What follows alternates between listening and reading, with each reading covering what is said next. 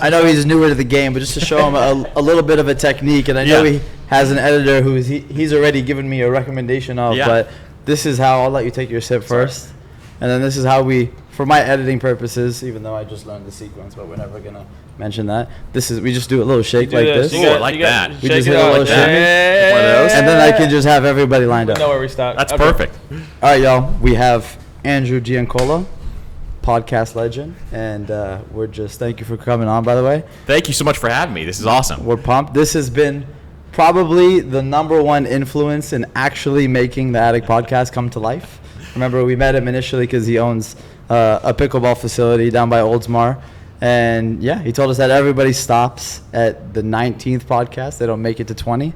So this is when I wake up in the morning and before I go to bed, that's what's running through my mind. It's just Andrew Giancola I don't know what the breakfast place was called, but telling me that. What's that breakfast place right next to the facility? It's like the Broken Egg. What's it called? Broken Egg or something? Broken Egg, something like that?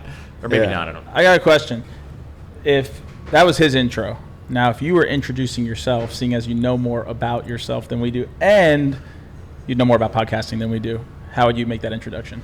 I would introduce myself almost as someone who, my whole background's in finance, so like finance for me is a big deal, and so that's kind of how I got started. But I would more so introduce myself as just entrepreneur essentially. So that's kind of mostly what I do, is buy businesses, and that's kind of my main thing that I love to do, and the main thing we do all the time. So, but personally, I just see myself as someone who's looking to have fun and buy businesses all the time. So, ready? Boom. Take 2. All right, everybody, welcome. This is Andrew Giancola, local pickleball entrepreneur, business connoisseur, and podcast specialist. We got him here today live on the Addict Podcast. There we go. Now we know who's running the intro. What we'll do is we'll just have Andrew come and he'll just do all of our intros. Dude, that would be a funny way if we just did that, where we did the sync. You gave an introduction, then we just asked them right after the rip, how would you introduce yourself on this podcast? And then we just take that and we just run an intro based on everything they just told us. I love that. That's awesome. That Well, come on our podcast now. Introduce yourself. Hey, we just met this guy outside. We're hosting him on. That's fucking awesome. I'm Jim. I was just walking down the street. They pulled me in for this podcast. That's awesome. Cool. Well, I'd love to give just people who don't know you a little bit of background on, where you're from. We know, and kind of like how you grew up and your biggest influences into turning into somebody who's passionate about finance and entrepreneurship. So, number 1, I grew up actually in Tarpon Springs, Florida, which is like probably an hour from here, just outside of Tampa. And so for me growing up, the biggest thing for me was just kind of, I loved being in this area. I loved being in Florida, which was fun. I played a lot of sports. Then went to Florida State, go Noles, and from there started to find a love for finance, majored in economics, that type of stuff, and then went into corporate finance and started that, and then realized really quickly I wanted to own businesses, and that's kind of the big thing that I always wanted to do. So started to buy real estate and businesses and those types of things, and that's where I left the corporate world when I was probably 28, 29, and then started to buy some of those businesses. So that's where it kind of all started for me early on. Build a foundation early in finance, and then apply those teachings to your own businesses moving forward. Exactly, and the way I was able to leave that corporate job was kind of building that personal finance baseline, which is why we talk about it so much, because I think anybody can kind of do that stuff, and then you kind of put yourself on the path to wealth. And so we talk about that pretty much exclusively and teach people that stuff, and it's been pretty awesome just to kind of see the response to some of those teachings, which has been great. That's awesome. Yeah, especially because it's definitely something that they do not teach you in school. Exactly. What was that moment for me, I'm very much the same way, similar passions as you, not so much as the trajectory that you took it, probably the right way. Go work, learn, make $1 as you're doing that. Not go to medical school. Not go to medical school and do something completely outside of what your true passions are. And then segueing into, I've built a knowledge base. I probably have some capital that I've either saved up or generated over my time in work. And then what was that decision point for you that you're like, hey, you know what, 28, 29, now's the time where I feel comfortable enough, confidence-wise, I learned enough to apply my skill set somewhere else. And also financially, I'm stable enough to take a risk where I'm not going to be on my ass, having a family and kids and all that stuff? For sure, and I think it was one of the biggest things was actually being in the corporate world. I saw and learned a ton of different skills, and the biggest thing I wanted to do in my 20s was learn as many skills as I possibly could that actually would help me in business. So I would kind of focus on sales, I would focus on finance, and one of my jobs in finance was to actually learn how to acquire other businesses that we could absorb into this business, and those skills were like, the benefits to those are just amazing, what we kind of had just from doing that. I basically was the entrepreneur finding the businesses and kind of acquiring them and bringing them into this much larger picture. And so by doing that, that really gave me the confidence to be able to lead. And so what I did on a personal finance level is I tried to save as much as I possibly could, had like a huge runway. I love talking about finance, so if I go too far in the weeds, let me know. No, let's do it. But I had a huge runway to make sure that I was just okay. So I made sure at least, save enough where I had like a year's worth of expenses, plus in addition, my brokerage accounts and all those different things, so that I could have I know I have a year one way where I'd be fine going forward. And so I put all that together and made sure I had that plan in place. And by the time I was 28, I kind of exceeded that, and I had a little bit of an analysis paralysis before I left. But I think I ended up leaving at the right time. It was before kids and all that other stuff too, where I could kind of take that risk and see if it was going to work. And so I gave myself a couple of years, 2 years, to make sure I could figure out how to make all this stuff work. And then it ended up working out, which was great. So it was kind of it was a long-term journey of learning and really just spending so much time on myself, and kind of your own personal growth is the biggest thing for me that kind of helped me be able to do this. That's definitely the best approach. I think a lot of people, you hear about entrepreneurship, you read people's stories, and then you're just like, I want to do it. You quit your job the next day. You don't have really a game plan, and you just kind of send it. Whereas like preparing for it, and kind of really finding and honing in on what it is you want to do before you even take that risk, and then obviously having the runway to do it. And a huge thing with that was that the entire time, if anybody's like interested in business, they're listening to this in a cubicle or whatever else, and they're sitting there like, I want to leave. The biggest thing I did was I started side hustles at the same time. And when I did that, I had like a Christmas tree stand, for example. So like one of those side of the road Christmas tree stands, we started one of those, and we would have that every single year. I had like Amazon businesses. I had stuff on eBay that I was selling. Like I tried all these different side hustles. We had blogs and websites and media stuff going on at the same time. And I failed a bunch of times. A bunch of these failed, but then all of a sudden some of them started to become successful, and I realized I was learning principles in business, and I was applying the things that I was learning at the same time.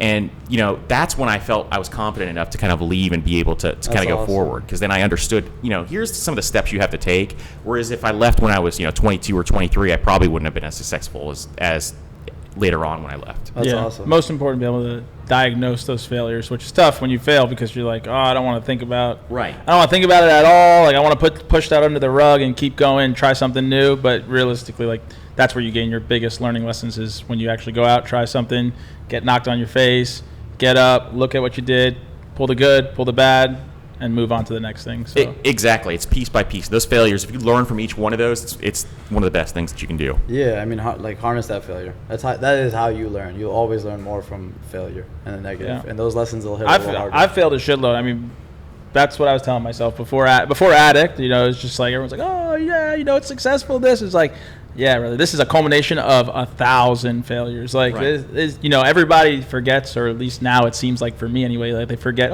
they see me, Addict, it's so successful. You guys are doing great. You guys are moving and grooving. It's awesome to see this, blah, blah, blah. But like those same people, when I was failing, they're, nowhere to be found, just watching from afar, looking, going like, oh, this guy's clueless. He's lost. He doesn't know what he's doing. He's just failing again at something completely new. He's going to fail again. But now it starts to evolve over time. Things start to come together. It's funny to see that from the outside in, when all those guys. I meant to show you. I was looking through my phone on the plane ride. I was in St. Louis, and I was looking through my phone, my notes, because I had no Wi-Fi, and I was listening to an audiobook, and I was taking notes on the audiobook, and I saw. I wish I had my phone on me. I saw a thing that says, "You will not be a millionaire."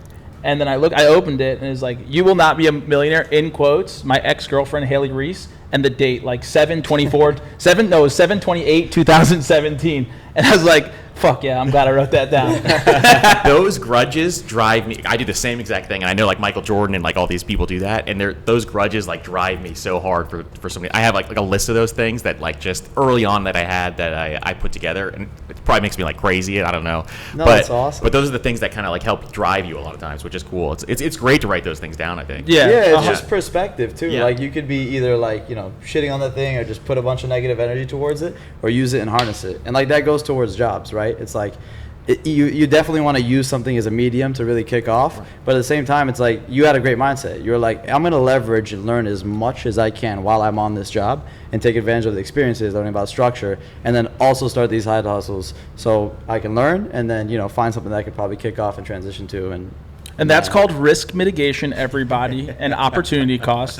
Yeah. And Andrew Giancola has exhibited great discipline in both of those. Myself, I just didn't figure that out until recently. So a rating system for these things? Yeah. 99 risk mitigated.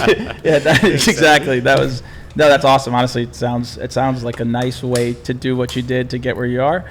And if I could go back and do it, maybe I'd do it a little bit differently. Maybe if he started his damn podcast a little bit earlier, then you could have heard it. So what was your first? What was your first kind of like real, I guess, like business acquisition that you think, or even just something that you started? So the first thing I really started was we started to buy real estate. So like single family houses, multifamily houses. And I partnered up with two other individuals, and they were the cash partners. So I tried to find people who would work with me. And found two partners who'd be the cash partners, and I didn't want to, fund these deals, so I was the sweat equity partner. And so we split this deal up where we split it up three ways. And so we started this company. We would just buy single family homes. This was in 2017 or 18. And so we'd start to buy them up one at a time. Now I wish I bought everything in sight, just because it was one of those things that, hindsight's 20/20. But we would start to buy these single family homes and multifamily homes and then rent them out to tenants. And a lot of times we would find properties where the landlord just kind of didn't know what they were doing, and they were struggling and they were stressed out, and we would kind of find these properties, acquire them, and then fix them up and then put new tenants in there. And so that was the first business I started, where it was it was teaching me, basically I was doing everything. So it was teaching me, hey, here's how you run the numbers on some of these properties. Here's how you go through and actually have operations and systems and SOPs and all that kind of stuff. And then from there, it kind of helped me build out this business. And then eventually, a couple years later, we actually just sold the whole portfolio and kind of moved on to the next thing. So it was like a very short window, but it kind of taught me pretty much everything in business outside of working in the corporate world. It kind of gave me that business MBA essentially. Like a fast track 101 to business. I also business. think valuing yourself and valuing your sweat equity. Like, how long did it take you to maybe like find those partners and be like, you know what, like, I guess have that structure in mind initially and be like, I can do this. Like, my sweat equity is worth it. And that was the biggest part, is when I was in the corporate world, I used to listen, and it's funny because I had this guy on the podcast last week. Last Wednesday I had him on early in the morning, and I used to listen to this show called Bigger Pockets. It was like a real estate investing podcast. And I used to listen how they would structure all these different deals, and they have hundreds of millions of downloads on this podcast. And I used to listen to how they would structure all these deals, and it was just unbelievable how they did it. But they had like sweat equity people who would come on and talk about it, and that's where I originally learned about it. Then I would kind of dive deeper into some books and stuff like that and figure out, hey, how do you structure a business like this? And then how are they meeting other investors? And they would go to like real estate meetups, or they'd go to different business meetings and those types of things. And that's how they would kind of find these investors. So it actually took some time up front, but I looked at their systems and I said, hey, what made them successful? And I would kind of take those same steps and then go through that process. And then one of the hosts of that show, I had him on last week, he now owns $1 billion worth of real estate, which is just crazy. Awesome. How's that feeling, being able to listen to somebody and then host them later on? It's pretty cool. Pretty much everybody I've ever listened to, like we've had him on the show now, which is cool. Yeah, and so that's been one of my favorite things so far. Circle. Is really I cool. also, before I forget, when you were talking about real estate in Tampa and hindsight 2020, I was like, well, that's a whole new meaning for hindsight 2020, because it actually was 2020 when we had COVID, when real estate was low. And so hindsight is actually 2020. That's exactly right. You're right. That's hilarious. It is. Yeah, those were some wild times. Do the hindsight 2020 collab, Tampa edition. Yeah. And I was someone who, like, back then, I always studied, like, recessions happen every 10 years is what they always say. And, like, now it's been since, 2008? So it's been a long time. So, like, back at that time, we sold because just the level of recessions would come every 10 years. It's like, there's got to be one coming, and then all of a sudden COVID happened, and like it just shifted everything in the real estate market, which is interesting. Before we got into COVID, I don't know if I can even say it. I probably can say this. I'm sure my NDAs, whatever. But I was working for the Waniks here at Third Lake Partners, right in Tampa, in Ybor, the family office. If you don't know Waniks are the owners of Ashley Furniture.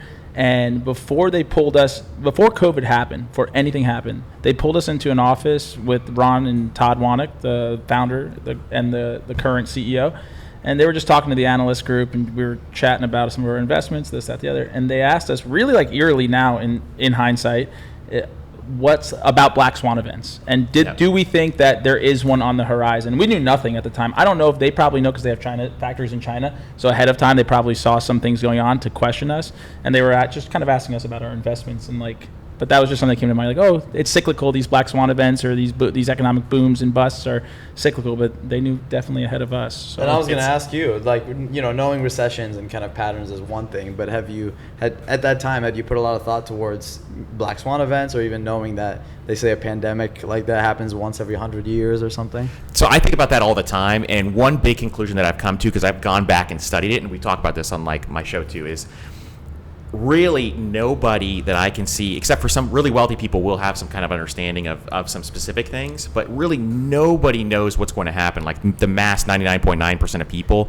know what's going to happen. You'll see all these people like try to predict economic events all the time. Like, for example, Robert Kiyosaki, he wrote the book Rich Dad Poor Dad, if you ever read that book.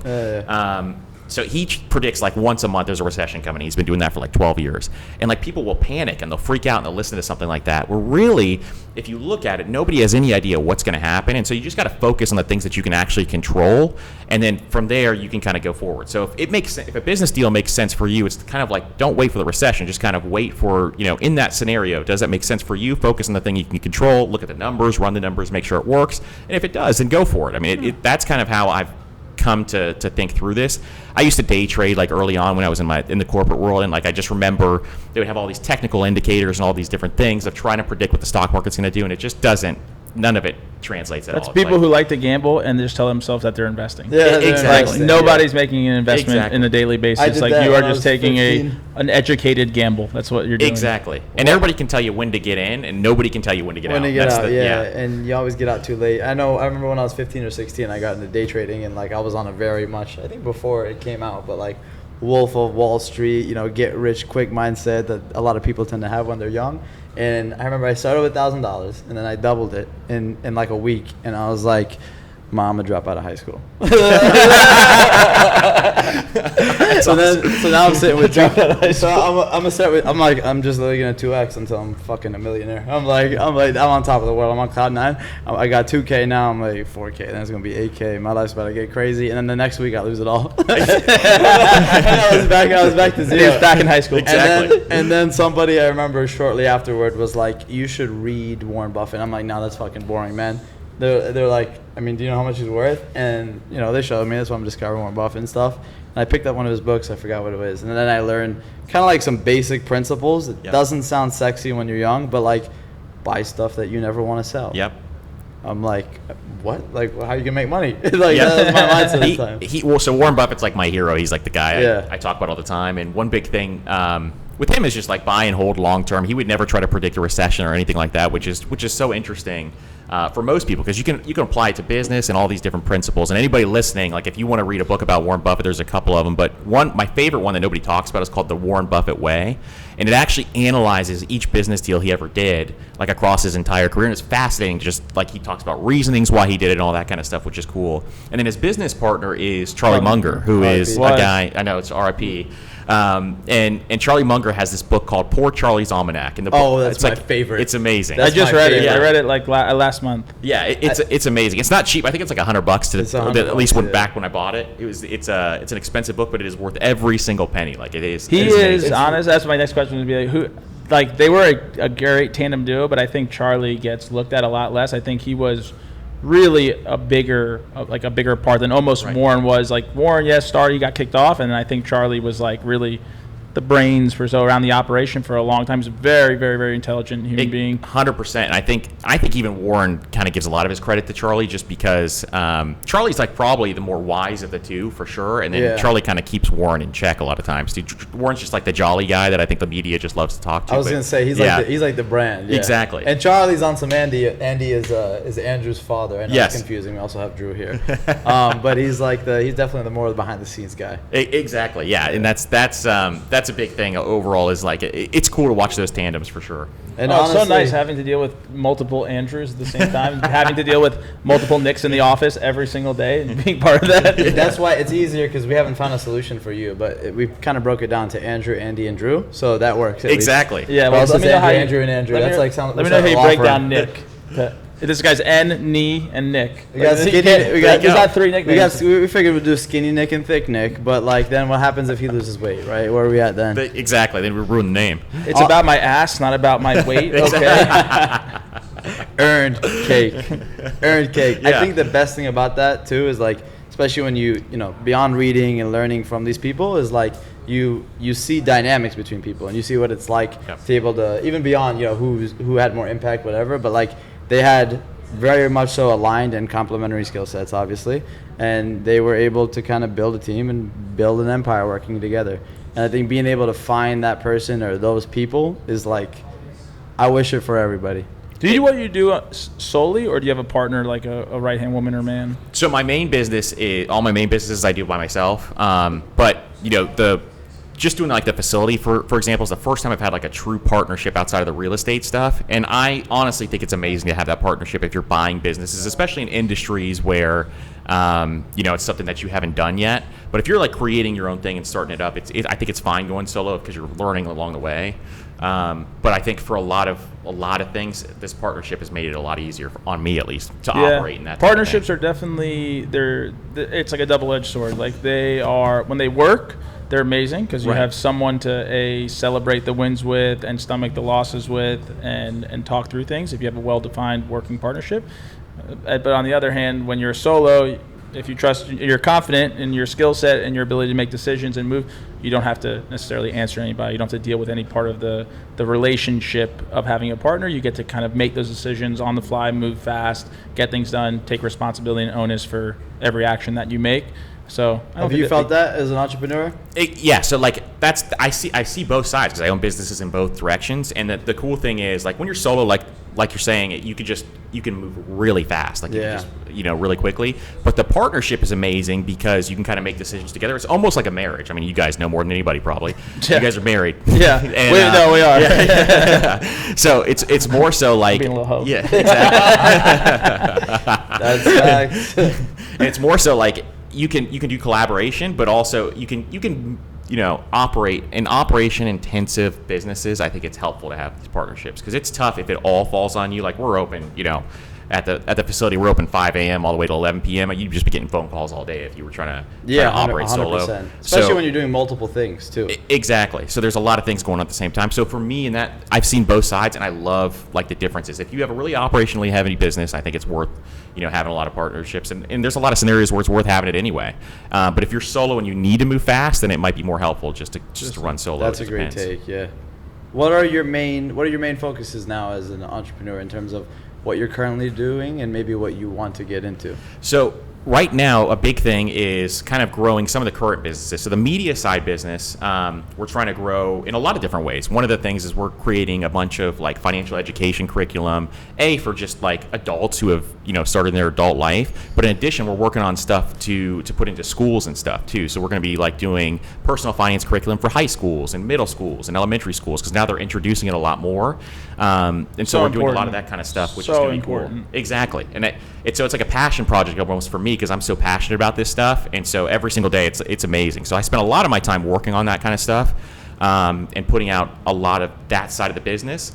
And then the other side is just like growing the facilities and like having more facilities all over the country. We're kind of trying to find as many as we possibly can, and then finding more businesses. I love buying businesses, things, I like boring businesses too, things like plumbing companies or electrical companies. That kind of stuff I think is pretty cool.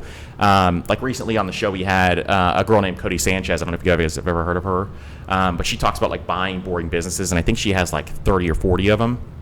And she's gotten, like, on socials and stuff, she's gotten huge. And so once I talked to her a couple of years ago, it was like a light bulb just went off. And, like, that was, like, a huge interest of me, too. So, like, I look at a lot of businesses now and analyze them and do that kind of stuff. So that's a cool way to frame it and, like, lead into it. Like, buying boring businesses and, like, finding a way to make it exciting. Well, plumbing, vending, laundry, like, you name it. Like the cool thing about that stuff is that you can see these opportunities, like, real estate I looked at for a very long time.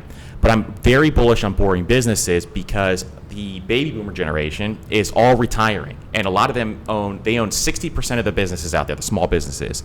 And a lot of them don't even know you could sell them. Like, they're all there, and there's a huge opportunity, and there's going to be a mass influx of them. There is right now already. Like, if you go to bizbuysell.com, there's tons of them out there already, and they have no idea what these even value or what they go for, and so you have to kind of work through it with them. You could do seller financing. So small PE funds are about to just eat they're for the trying to next eat 'em 10, up. 15 years. I mean, any of these small funds are going to have I worked at, after Third Lake, I started a small fund with one of my co-analysts at the time, and that's what we did. We were on those websites. We were looking for businesses to buy for this fund, for the fund strategy, and that was the biggest problem. For a long time, it was like we couldn't find any good, sound businesses that would meet our investment criteria, but now there's going to be a plethora of opportunity on the market. It's going to be picking up a phone and being, hey, would you like to sell your business? Like you said, I don't even know I could sell my business. And you mentioned it, because a lot of these business owners, in those boring businesses are not aware of what acquisitions tend to look like and exiting.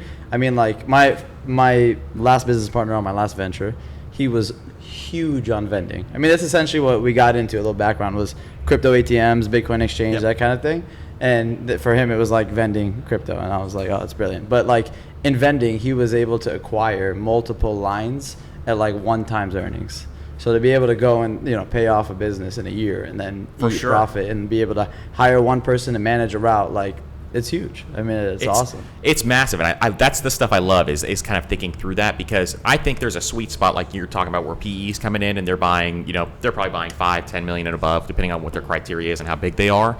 I think there's a sweet spot where you can start to roll up. Say you want to buy plumbing companies, you can start to roll them up at the $1 million revenue point to $3 million, and those companies are so small typically, but they're growing so fast that you could roll them up and change a bunch of stuff and be able to really make them extremely profitable. So a lot of these people will like still have their customers on like a piece of paper, and they have like a notebook that they're filling out. They don't even have like an internet system that they're actually utilizing. So there's a lot of like the old school companies like that you can roll up and buy and just increase profitability significantly just by For anybody that doesn't know what rolling things up means, it's just acquiring a bunch of smaller companies and then using back-end economies of scales to reduce your costs so that you can then operate all the businesses more efficiently and then increase your bottom line. The other rolling up can also make you financially sad if you do it right. Yeah, that's true. I tend to just roll up and cry in a ball at night. It's a different. This is what my roll up strategy looks like. Exactly. Is that one too? That one, very unlikely that you'll get somewhere with that one.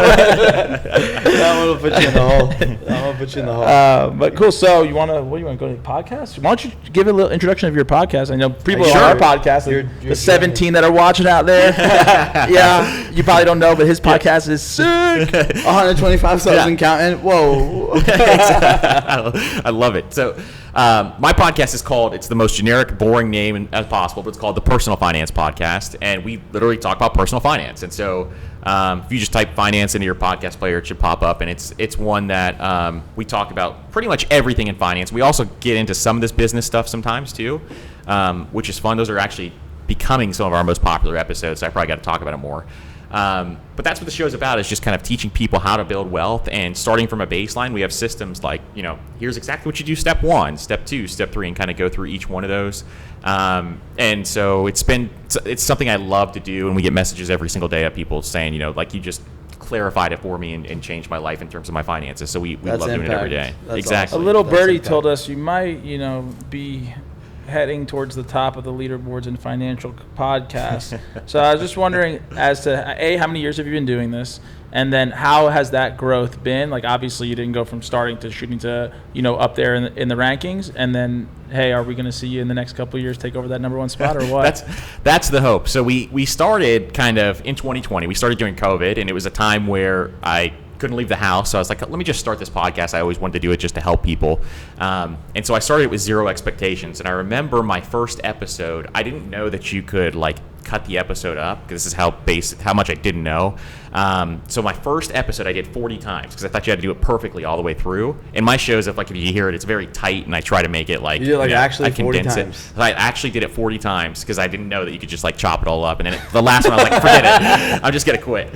So I'll just throw this out. And then all of a sudden I realized, you could actually go through and chop it all up and go through the editing process.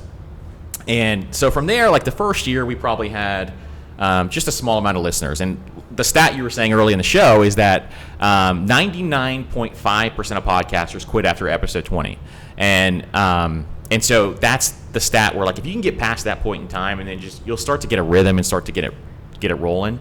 And so I remember like reading that stat, and I'm like, I'm not going to stop before episode 20. And so I would go through and just kind of keep trying, and it just started to get shared, and people would share it organically.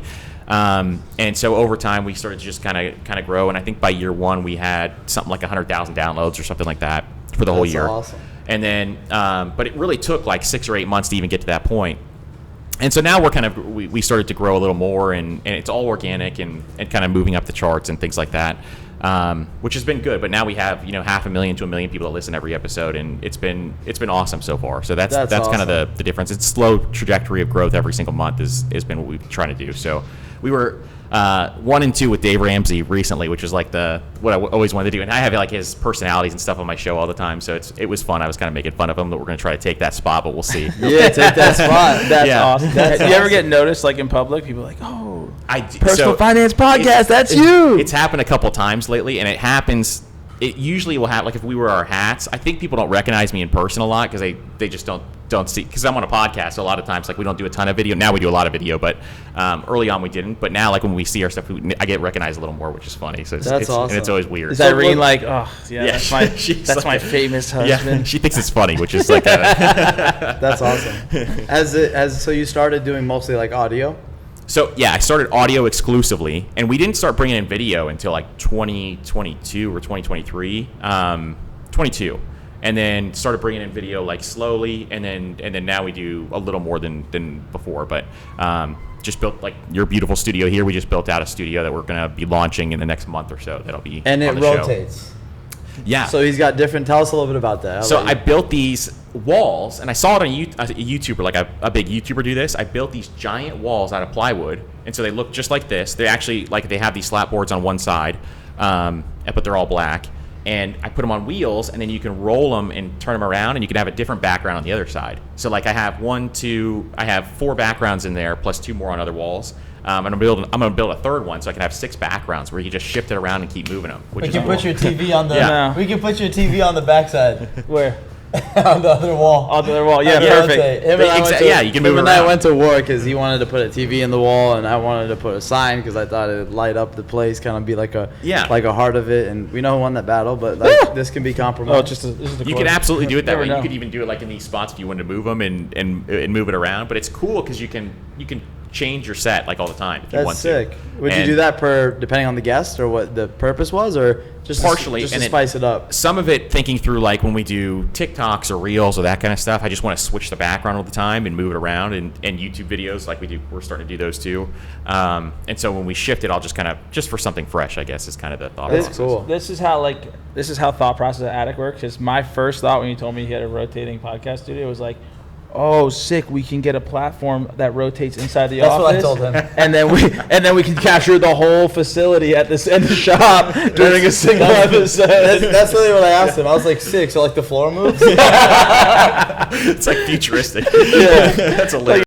All angles, people playing in the shop. One day we'll one up them. Yeah, we'll have the walls and the rotating floor. Yeah. That would be actually pretty cool. Like one of those. I've been on like a restaurant where it kind of rotates around. Yeah, when you said it, I was you just like see everything in the room all of a sudden. So what is 2 things that tie into the demographic? But like, what is maybe adding video done for you? Because I know for me, and every listener is very different, especially depending on the topic of what it is. But I'd say I'm in between like 60% video, maybe 70% video, and like 30-40 just kind of listening to audio on Spotify or Apple Podcasts. What has adding video done? What's been that distribution, and is that related to seeing a demographic change? It has. So like a big thing for video for us is we're going to be moving heavily into YouTube video podcasting, and the reason for that is there's a lot of stats coming out now where younger millennials and like Gen Z, they only exclusively listen to podcasts on YouTube. So it's going to be a big shift when you go that direction.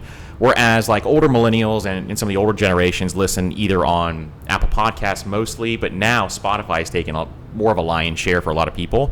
In fact, I think my downloads are more of a lion's share on Spotify now than they are on Apple Podcasts.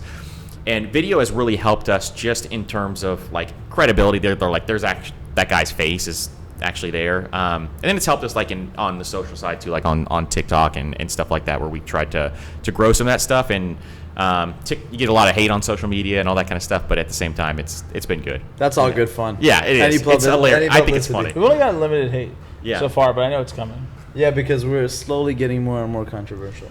if I want a video to blow up, one big thing I'll do is, like, for example, I'll talk about like historic returns of the S&P 500, which like they've actually been like a little over 10%. If you go back to 1930, but Everybody I'll use 10%. in the podcast going crazy right now. Yeah, that's true.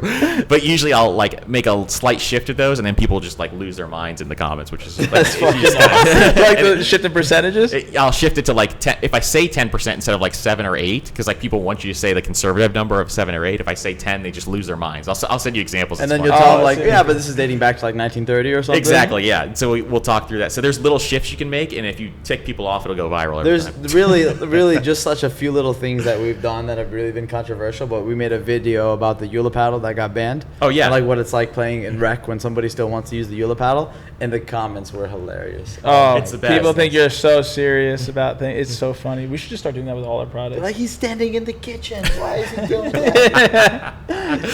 Doesn't he know how to play pickleball? Yeah. Oh, that's awesome. So you'd mentioned earlier, as part of your business's facility, obviously we know what that entails, but I don't think anybody else does. Why don't you explain a little more about, your walk into the facility life? And even Sure. even your journey also, maybe even to pickleball to begin with. Yeah, absolutely. I can start with that beginning if you want. So I started playing pickleball because my dad started 2 years prior to me playing, and so my dad, if anybody's ever played with him, he's in his 60s, and he's just like obsessed with pickleball. He doesn't play as much as he used to, but he always for like years tried to get me to play. Never could get me to play. And then a guy, shout out to Brett. I'll send this to Brett. Brett's gonna love this because Brett is a pickleball addict. You guys actually got to meet him. I got to introduce you to him. Tennis Plaza Brett or different Brett? Brett Foster. So he's actually my neighbor. So he's like a Okay. couple doors down. I don't know if you guys have met him yet, but I'll introduce you. And so Brett got a net, and we started to play in our neighborhood street. So we would play with all the neighbors, and he pulled this net out. I'm like, I'm not going to go out there and play. But then what they did was they started putting the kids down, they'd start drinking, and then we started playing pickleball, for fun. Just to find the angle. Exactly. Like, oh, drinking? So there you go. All right, I'm there for that part. So I started watching them, and I was like, oh, that looks actually pretty fun. So we'd like draw lines in the street and measure them and all that kind of stuff, and we started playing. And I was probably one of the worst ones out there when I started. And then and that's kind of how I started playing. We did that for like 6 months, and I've only been playing for probably a year and a half. So we started doing that for like 6 months, and then I played on a real court and then all of a sudden I was hooked once we played on a real court because we were playing the street forever and the ball's going all over the place. That's where legends are made, though. Exactly. So sometimes we still do it now. We still pull it out and play on the street. We put all the kids down, and everybody goes out there till like midnight. I'm just picturing that in a neighborhood because we tried that in my neighborhood and got completely shut down. We also tried it on a tennis court. Yeah, we tried it on a tennis. So I live on Harbor Island, and we tried to like on their own property. We tried to or tape down farm. lines and put a net and play, and then like the neighborhood, everybody, it was up in arms. They actually brought me in and told me that according to our community's bylaws, there are no wiffle balls allowed in the neighborhood.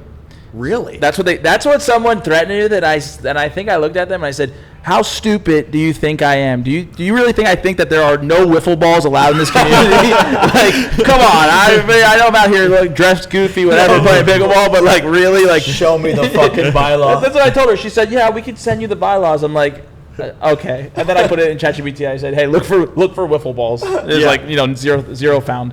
But I can only imagine. I can picture like the neighborhood coming together. It's like this one guy drags a net out in the street, puts it out, and then like all of a sudden the neighbors are like peeking through the blinds. They're like, "Oh, what's that?" And then all of a sudden everyone's like coming That's a out. funny skit. We're taking that. We're We're gonna you do a should. skit of that That's in your neighborhood. You can do it right on my street. And that's literally exactly what happened. And everybody, like now, like a lot of people will come out and just watch us, which is fun. And we've had an incident like that where there was a neighbor that hates that we do it because we're kind of close to his house and it gets late and the ball, obviously it gets a little loud.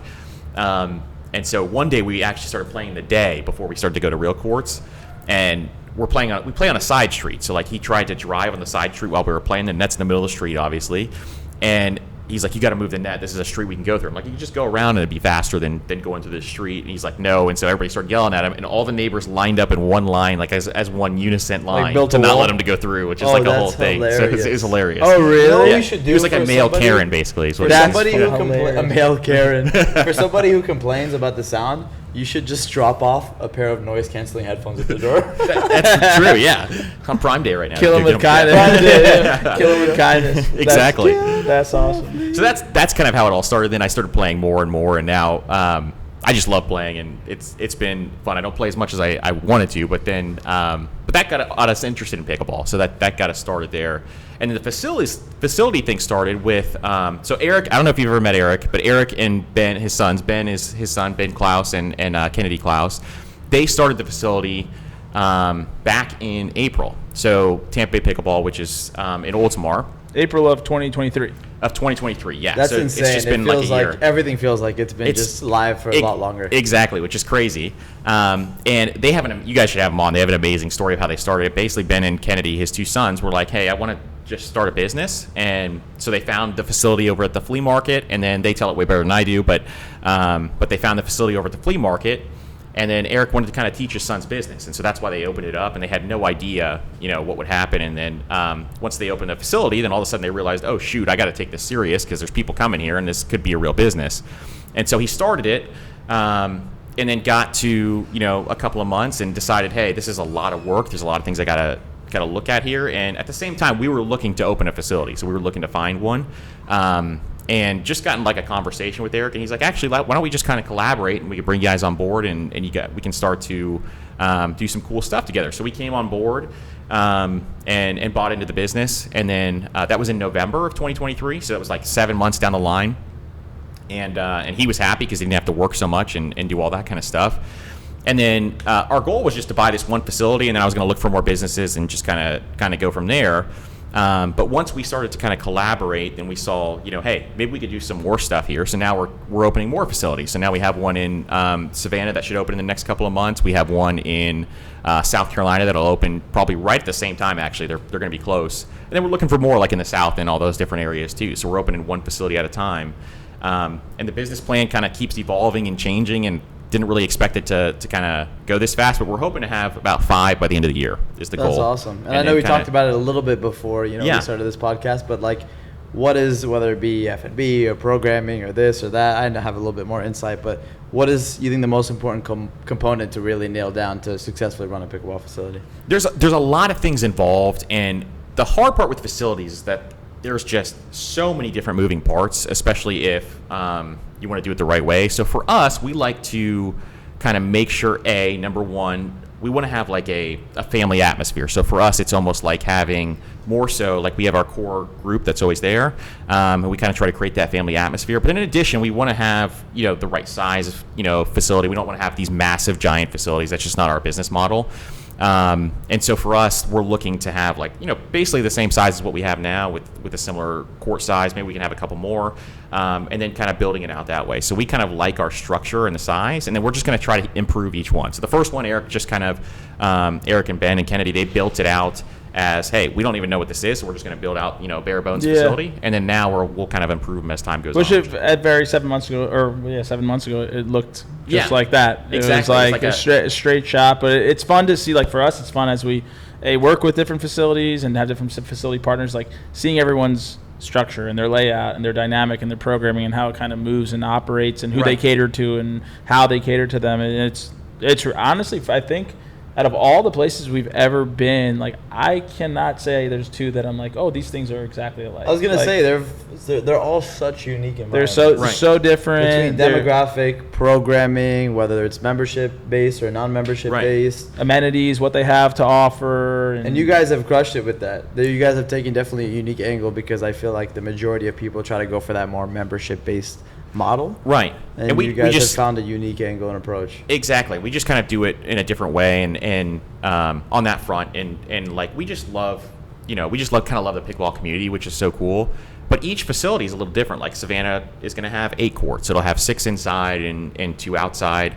South Carolina, we're in Greenville, South Carolina, is going to have probably around 12. So it's a bigger facility, and the reason for that is we just have more space in that location that we kind of found. And so we might try. I never want to have these big facilities except they're going 6 to 8 to 12. And that's probably the biggest. And then the fourth one, 16. And now we have 24 at our newest facility. Yeah. And then now we're actually opening up the world's biggest facility in Dubai. Exactly. Yeah. It's like Dubai would have that. Yeah. No, honestly, those big facilities, like you're spot on. Like when we go to Pictona, which is like a 48 or 52 court facility, like when it's not full on tournament play and there are people everywhere, it is a ghost town. Like, they have their 8 courts that are getting utilized underneath the covering in their area and next to the cafe, and then you have 40 courts of just like wasteland. It's just like empty, no one's out there, and it's like, wow, this place is like capacity. too big. It's like just those too big are of a only place. for events. It's like, it becomes an event venue. You can't maximize capacity, and then if you're not doing that, I mean, you're obviously Yeah, getting change shit your on mind. the Do events cost. 24/7. Events, Yeah. events, And events. that is a nightmare. And we have no idea if it's right or wrong. Like every day, we always say to like each other, we're just a bunch of guys figuring this out one step at a time, kind of. That's and pickleball. so- I think everybody, Exactly. everybody, even in our irrespective business, whatever you do in pickleball, everyone's figuring it Yeah. out. Like there is no like a book of frontier. rules to tell you this is how it should be done or why it should be done or has worked before. You can just because benchmark, we're all right. doing it at the same time for That's the first it. time. Yeah. And that's the wild thing, because we go to these new cities and we're looking at it. We're like, okay, we know people play pickleball here, but we don't really know if this is even going to work. Like we go to each location and we're trying to figure it out step by step, but nobody else has been in this location before, so we're trying to figure out, hey, is this even going to work? We have no idea. So it's kind of like an open scouts. front. Exactly. It's like an open frontier. But You just drop your pickleball, you see who comes out of their house. yeah, see who Just shows bounce up. it in. You put a pickle cam on it. Like who's coming? Yeah, it's like a trail cam. They roll a few balls out in the Trying to see street. if they're like your neighborhood, peeking out their heads, just kind of dribbling through it. Exactly. That's So awesome. it's funny, but there's like no rhyme or reason to some of it, and then some of it we just have systems from Oldsmar that we can use, and so kind of weighing the pros and cons of some of these is going to be fun. But we'll see if we might get to 5. Our goal is to get to a bunch of them, but we might get to 5 or 4 or 3 and say, hey, this is just too much work, and every milestone has its own headaches that come along with it. Exactly. You're like, yeah, we want to get to here. You get there, you're like, oh shit, these problems didn't exist at this level. Now they exist here at this level. Now Exactly. we got to figure these out, put another goal ahead, and then go there. And more likely, there's going to be more problems that come at that level. And then sometimes the vice versa. You hit something, and you're like, damn, we actually, after a lot of tweaking, we find an angle and a model that we can just, replicate. Do you guys have like a little bit of a super high level formula where you're like, okay, ratio of public parks to ratio of existing facilities? We actually don't even look at the public parks. So for us, we kind of get there, and ironically, like I think in Savannah they have like a shortage of parks right now, but they're building a bunch of them, and for that, but we really don't look at it because we just are doing stuff that like tournaments and that kind of stuff where we're focusing more on that piece. We really don't have a lot of like open plays or anything like that either. We just kind of focus on other events. So for us, we're more so like hoping, we can be the place where you train or the place that you do some of the other things where you wouldn't do at the public parks, essentially, is kind of the goal. So, which is cool. Like even some of these locations which I'm kind of excited about, some of these locations where we may be able to fit a half a court or something like that. We may do some ball machines, like almost like a batting cage, but with ball machines and some interesting skinny thing where you singles can train. court type stuff. Exactly. Just like Skinny singles. just hitting Yeah, it that's over. fun. Yeah. Remember what's his Having a John, fixed- John Rivera showed us the the pickler? The pickler skinny And single. they had one like Yeah. kind of like isolated skinny single. It's so much better than the hitting wall because I feel like no Hitting one wall has done a sucks. good hitting wall because Right. you just have to put so much into the ball for it to. It's like you only can work on one shot. You can work on your Right. ground stroke because the ball has to come off the wall. And it takes away a lot of the ball's power and it just kind of duds off the wall.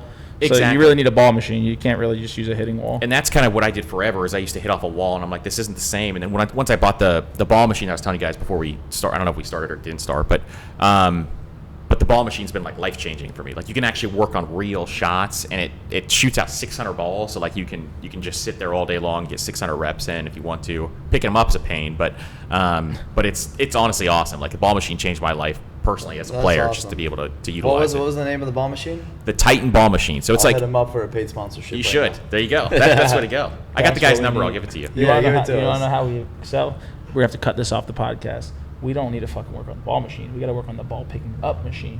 Like a Zumba, a Roomba, whatever, Yeah. for your fucking pickleballs. Yeah. Dude, if you buy a ball machine, Just shoots Yeah. it right back. no, not even. It just goes around the court like this, fucking, Yeah. just picks up all the balls. Imagine you don't have to. You can just fucking Like the shit in golf.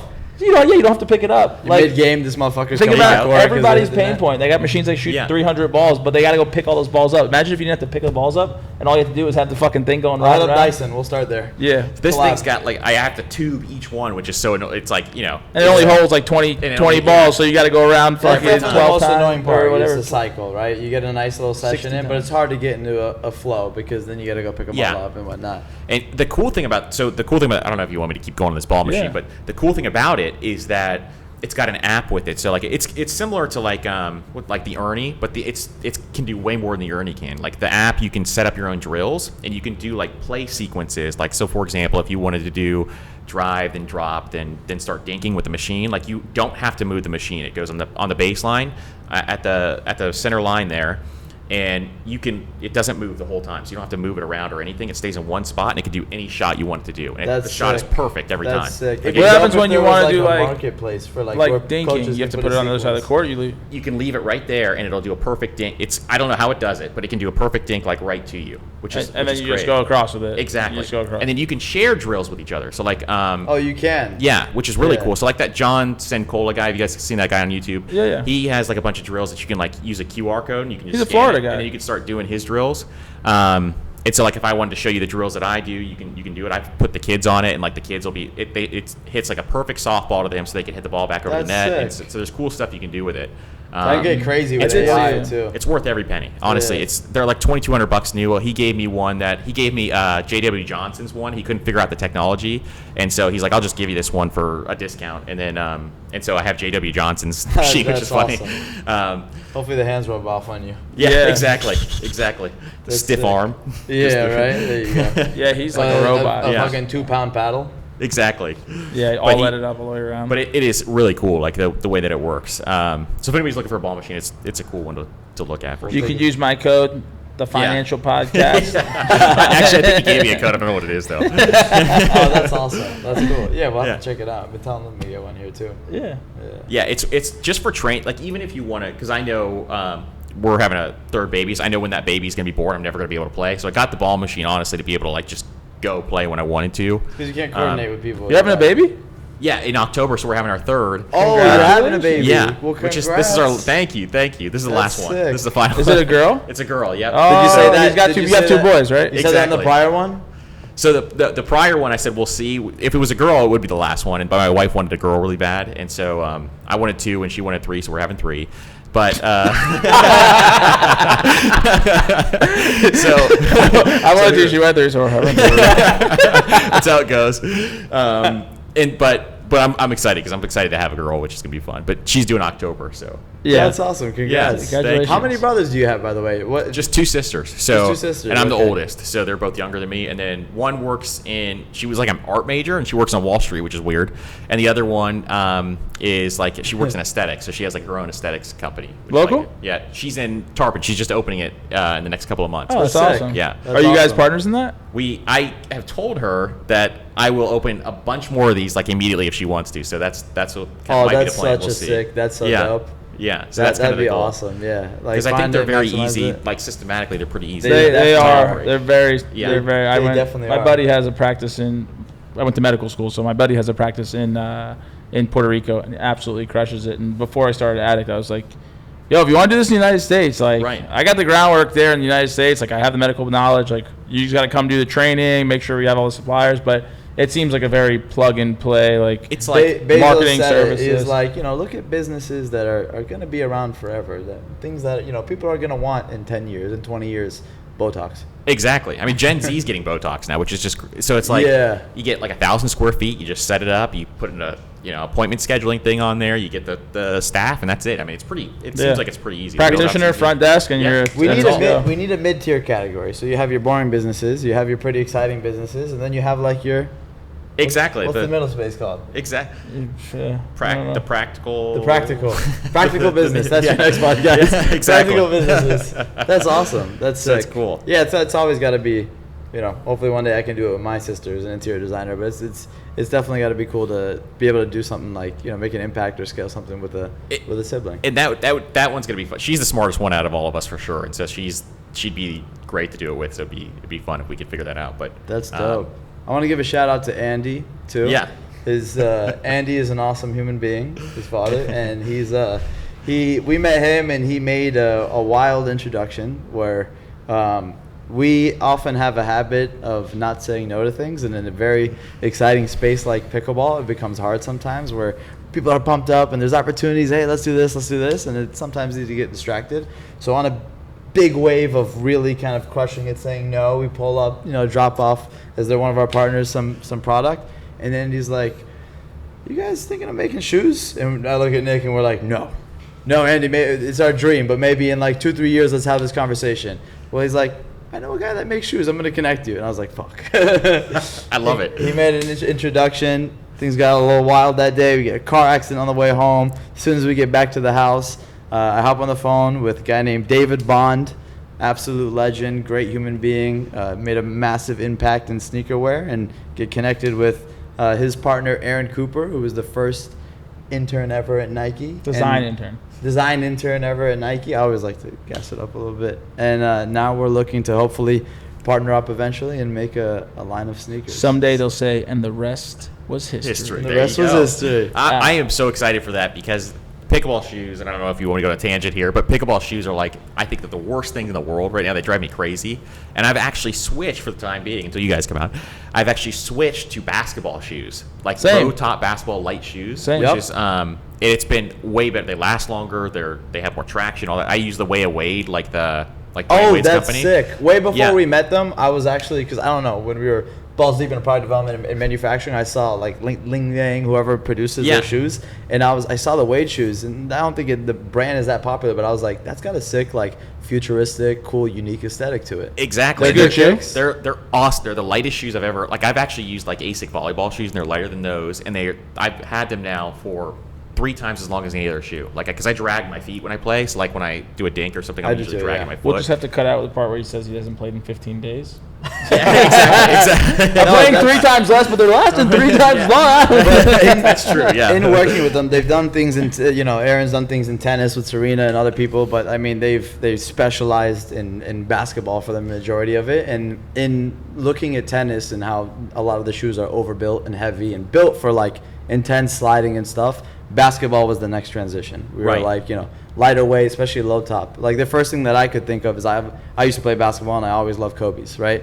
Low cut, like short, lightweight, and I was like, I feel like that'd be the best fucking pickleball shoe ever. It just makes it you move in pickleball like you move on a basketball. Yeah, you're like moving shorter 20 cuts. feet, you're going, it's all small, short movements. Like, why would you not use an outdoor court shoe? Like, exactly. That's exactly what they're used for. That's why I always played with basketball. So like for me, and I played back, I had the Kobe's. Remember the spaceship looking? Oh, I had those. The black ones that were like this. Exactly. Oh yeah. I got made fun of it like all the time. Me too. When I would go out So was everybody that had those. That's awesome. And then you're like an OG now. It was like, damn, you were those. For me, it was 7th grade basketball. We were talking about that. Yeah. That's around when it was for me. I think too. Is right around then, which is. How old are you? I just turned 36. Me too. Yeah. When did you turn 36? June 7th. Oh, I turned June 21st. You There old ass motherfucker. There you go. See? Oh, that's dope. So it's the same year. So which is fun. So like honestly, all the old school basketball shoes are so heavy, and like the way they do it now is just amazing. Like the difference. Like I have all the old Jordans and stuff that I always wanted, and like I don't even wear them because they're high tops. They're all the way they're so high. That's definitely our benchmark for sure. Yeah. I'm gonna try those though because I've been on strike right now. I need kicks. In starting product testing, we all share kicks now, and he's got fucking smelly ass feet. So does everybody else on our team, and our direct team. And I've got, I don't have odor. It's not one of my problems. I use the Way of Wade Flash, just the one. They have like a lightning bolt on the side. They're awesome. I'm gonna cop a pair. Yeah. There's no doubt. Next time you see me, boom. Yeah, there you go. Exactly. Up on the table. Yeah. Oh, I had a question to ask you. Yep.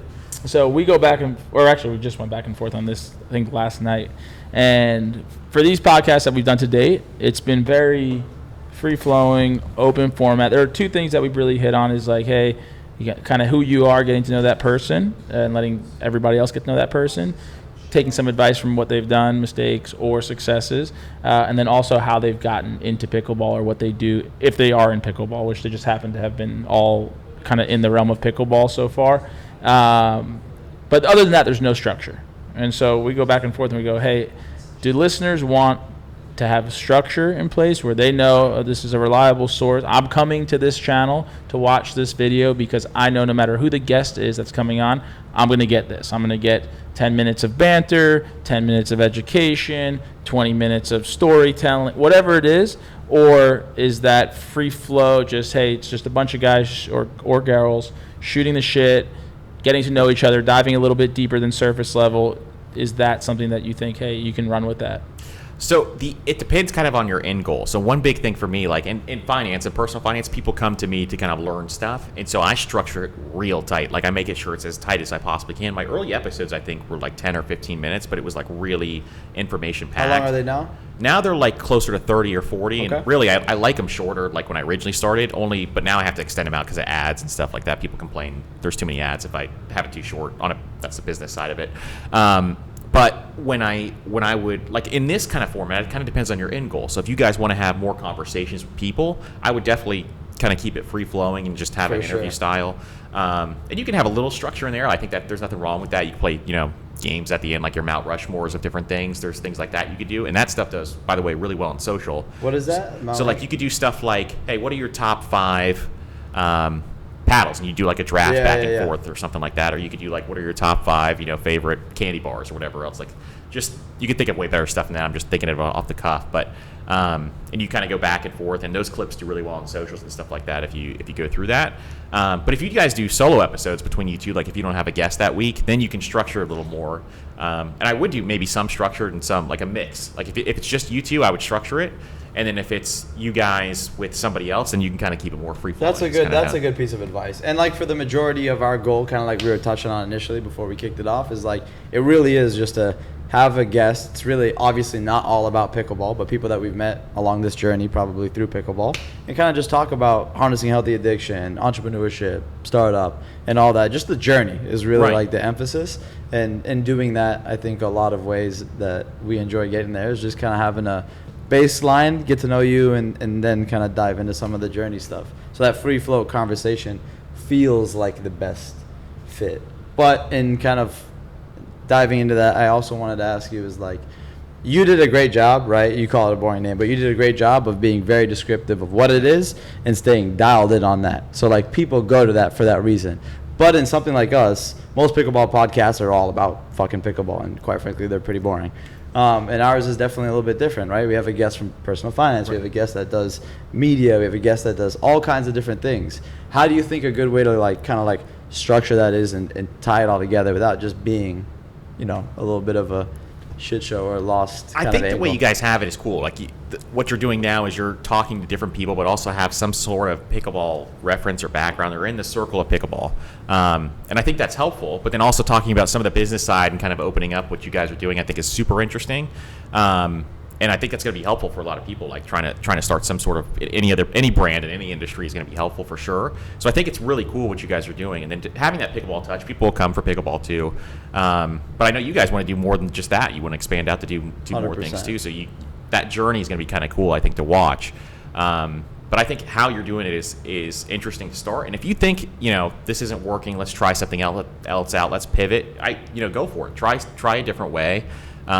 But if you have this audience that's starting to grow slowly, it's slow in podcasts at the beginning, but if they're starting to grow slowly, I think I would continue on for sure. If you see any growth at all, and that, just think of like, so you said like 173 people or whatever else it is. Think of that in a room, how many people that is. I mean, that's a huge, massive I've been hearing that a lot lately, and I'm Yeah. like, that's so spot on. Yeah, it's like one of those things. If you think through that, that's a lot of people listening. So it's definitely something that that's amazing if you're there already. Like you put us, even when I think a lot of the awesome part of this, you put us on the tool, but Opus, which is fucking incredible AI tool, you put up, you edit the video, throw it in, and then you get a bunch of short form clips to your liking. And then I think a lot of the things that is awesome is getting those short form clips and being able to get that out there, because our other social media platforms, we get a significant, obviously, amount of engagement, a significantly more amount of engagement. Like being able to just throw a clip up and get 4,000 views on something that's just a guest or us or a mix talking about something is awesome. And that's a good amount of people in a room. It's great for content, like long term too, if you start chopping up those clips, which is awesome. Podcasts are by far, and everybody says this, the hardest platform to grow. It's by far the hardest, but the people who stick with it long term are the ones that are like by far the most successful, because like I said, everybody drops off after 20. So like I'm laughing. The only reason I laughed was because right as you said, by far the hardest to grow. I'm just picturing Drew had a podcast plan that he presented to us the other day, and he has like the 6-month metric. I want you to overlay that ding, just a little bit of the podcast plan. I'll do it before after. I'll go ahead and overlay what our goals are and what I think it'll take to get there, and then we'll see where we're at in 6 months. 6 months. He has. Tell him what his 6 month subscriber goal is. I'll own it. Our 6 month sub goal is 10,000 subscribers. I can tell you, and I want to tell you. You tell me what you're gonna say, and I want to tell you what my overall thesis of like strategy is. And like I said, we're really in it for the long run. There's added value that I think we'll dive into it. you want me to give you one of the faster ways to grow? Yeah. Is there's a lot of like stuff out there. Like you could do ads and pay for. This is the free way to grow. Like this is the growth hack that I found a lot of people are growing faster now. Is called promo swaps. So you find another podcast that's similar to yours, and what you do is you promote them like with a 30-second ad or something in between on the show. You promote them, and then they promote you on their show. And those promo swaps, if you do one a month, all of a sudden you're going to see those listeners are going to start to carry over because podcast listeners listen to other podcasts, and so that's a huge factor there. Is doing those promo swaps, and we've done them before, and we've gotten just a massive amount of new listeners just from doing those swaps. That's awesome. And just free people go check out the channel and then go back and forth. Come on, What's up, George? Come on, George. Come on, get on in. Welcome to the podcast. Are you in a podcast? Yeah, we're in a podcast, but now you're in a podcast. All right, George, when I was new to pickleball, George is a man that we met at Julian B. Lane, where Nick and I met and started playing. And he probably has everybody recycles the pickleball jokes. It's all pretty much the same shit. Yep. But when I was new to these jokes, he hit one joke. When I was playing with Rob, Big Rob, that fucking struck my soul. And I was literally on the floor crying. And it was such a simple one, but I fucking hit a banger of a shot. And he like bends over, sticks his hand out, and he's like, just out? And I just started crying. Just out. Well, see, we got the up finger is out. The safe sign with a flat hand is good. Good. Right. Cool. If it's close, it's always out for me. Yeah. Called balls for like 50 years. For real. I love that. Started playing tennis when I was 13. Oh, no way. Yeah. Right. So if a ball is really close or it's really close in the line, do you call it in or you call it out? Depends on the No. tournament. No. Any part of a line is good, with the exception of the kitchen line. You've got to get across Right. the line. But any part of a line is good. You can hit the very outer edge of a line. But are you calling them if it's tight, if it's a close call, you didn't really know either way? No, okay, so and what happens, a lot of people get screwed up. I've seen this over the years in tennis. It's really the same exact thing in pickleball. That if you, number one, most people are playing doubles. When you're not in the play, if you're the person not in the play, you should be turning to look to call the ball. If neither people see the ball on the end where it landed, then you defer to the other side and you let them call it. And there you have it, folks. George, Honest there you George go. has entered the Honest building. George. So you Well, defer to the other side. Yeah. So next time we play a game, George, I think I'm gonna set up a bunch of cameras. We're gonna So see you how this defer to goes the down. other side, and if there's some idiot over on the sideline that says, "I think it was in," just tell them, "Go quiet down. It's between us." That's right, yeah. I'm That's serious. pimping. Yeah, I'm serious. That's awesome. No, but if you don't see it, then you're obligated to defer to your opponents and let them make the call. Respect. Yeah. So what's going on? How can we help you today? Well, I'm sorry. I said, how can we help you today? Actually, so yesterday I came by and I played a couple of games with Roman. Yeah. So I want to upgrade my paddle. Oh, baby. Well, you're in the right place. Hunter, Yeah. So can you come out here? So I want the breast cancer awareness paddle. Oh, I Can love you it. help George get him it. into a But brand you gotta- new Rolls Royce? You need to, yeah, exactly. I want the Wraith. Okay, please. That's awesome. Yeah, so he'll help you whenever Is breast you're cancer ready a to get you all special set up. topic to you? It is. Yeah. Yeah. I think I remember you telling me a story. My mom also had breast cancer twice, so that was the inspiration behind the collection, Yeah. Good idea. Good idea. Oh, yeah. for sure. Which color one you want? Pink or you But I want have, the white? There's So- the pink and white and the white and pink. There's two choices. Yeah, There's they're two over of them. on the wall if you want to go check see- them out. You see those two at the bottom right there? Yeah. Those are the two. Okay, white from the rim. breast cancer. Yeah, right rim, and then the pink edge guard. White rim almost has more. Well, the pink letters look better. I think I'd go with the white rim, pink letters. Yeah. Well played.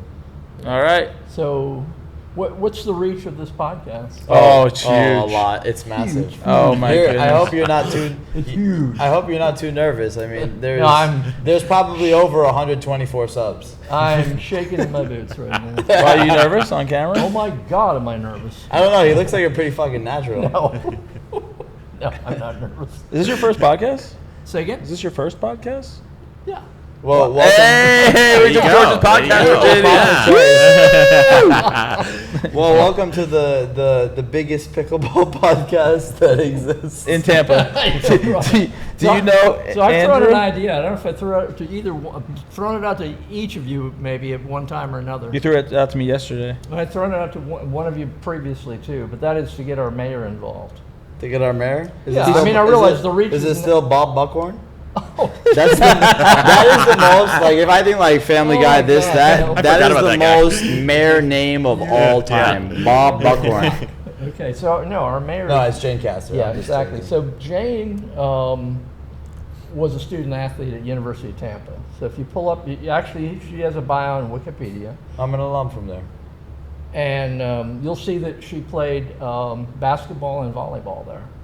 So she was a student athlete there in 2 sports, and I think what we, meaning you two guys, should do is present her with a paddle. That's my theory. Does she play pickleball? Well, Or are we giving her the I- gateway drug? Yeah, exactly. No, I think you just build some awareness. It's a nice gesture. Do something special with her name on it and put it in a. I'm now just now gonna- that you're on the podcast, now you're really going to be obligated. Yeah. I hope she doesn't. And- I hope she's not one of ourselves. But we should turn it into a surprise and put a piece of paper right from George. The idea being that would maybe help raise her awareness of pickleball in Tampa.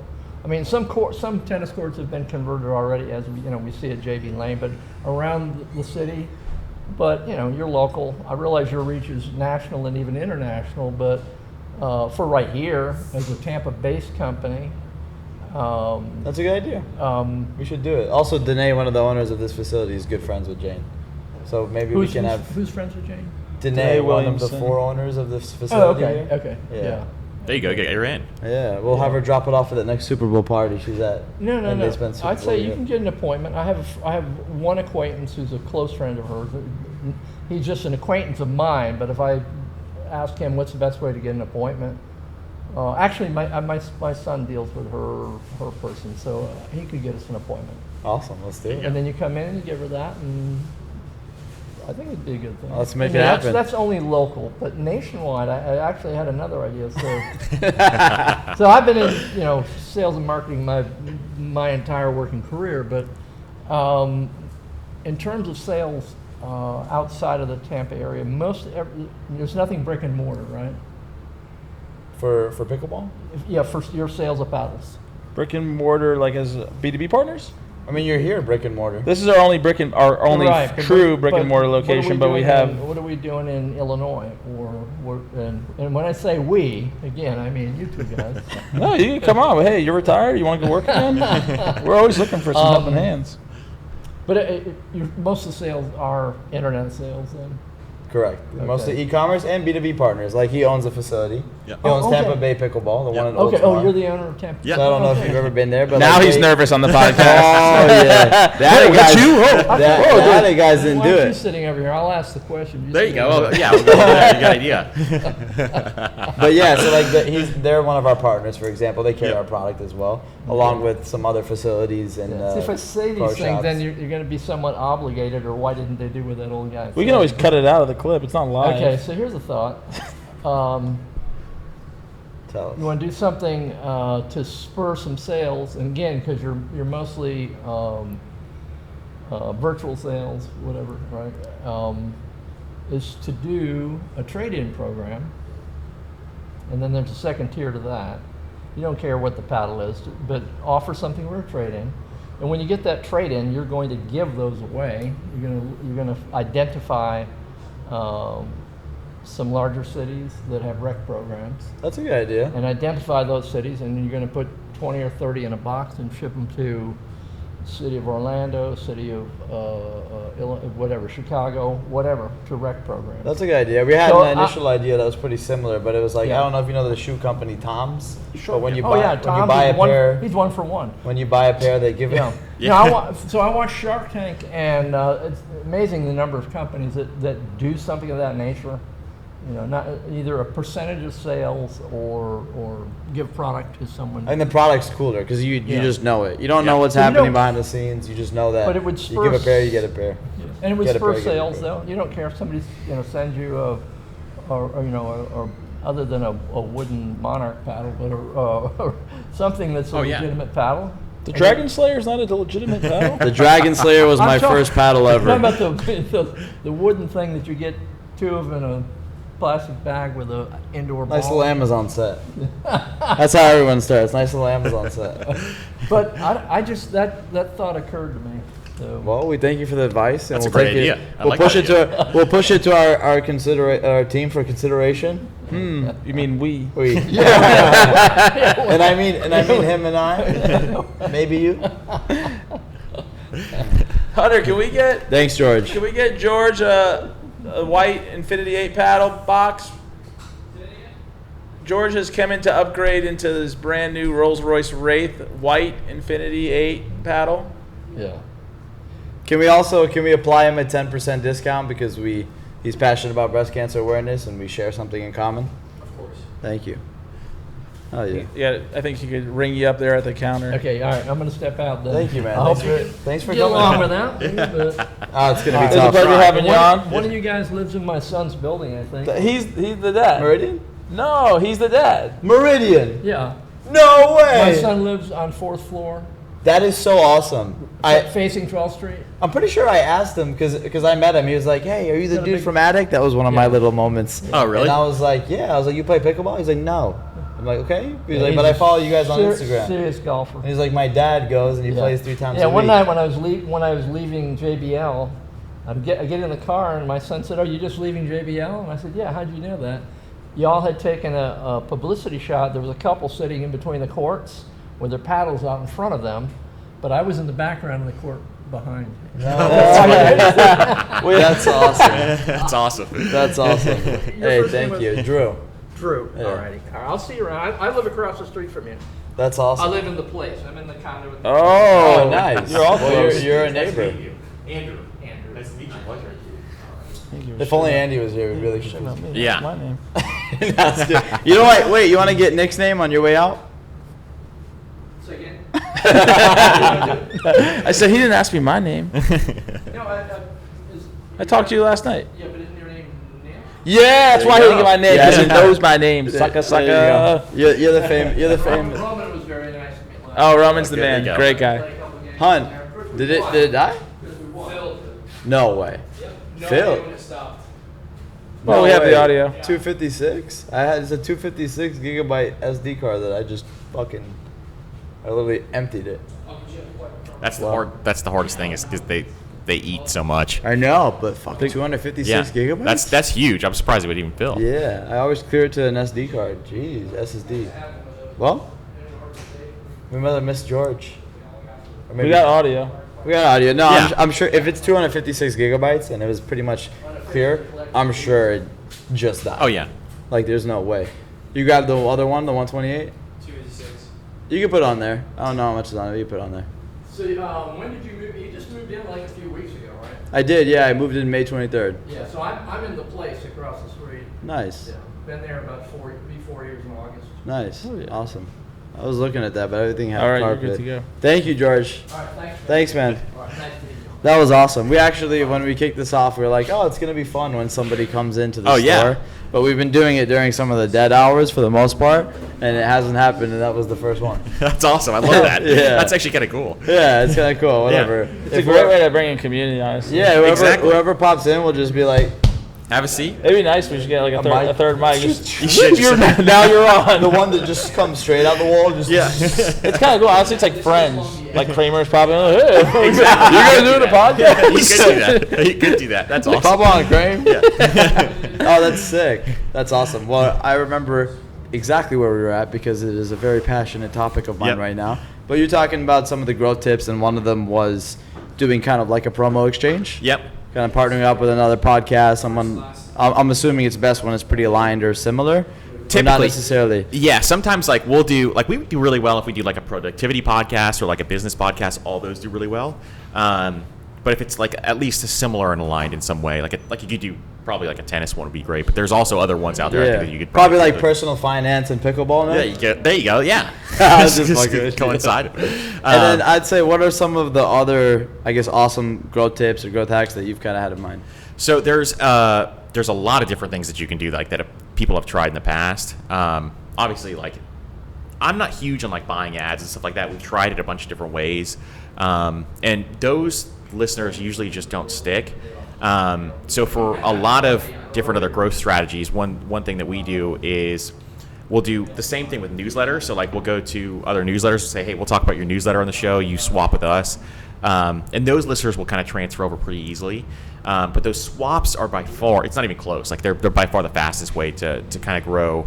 And then you could do other stuff like, just kind of continuously talking about it. One big thing is when you're on the show, and for every listener listening right now, if you're listening right now, do this. Tell people to leave a review if they're getting value out of the show or if they're just enjoying or having fun on the show. Leave a 5-star rating review for sure, and then follow the show. Those two metrics is what Apple and Spotify look at to grow the podcast. So I ask for it, like if you ever listen to my show, I ask for it first thing. That's what I'm asking for is follow and leave a review, because those are the two metrics that show velocity, and that's what podcast players care about is velocity.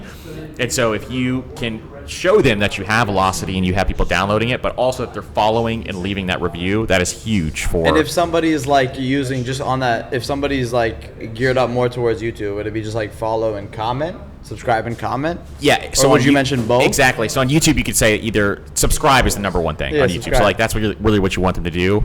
They can like it and they can comment, but like subscriptions are by far number one.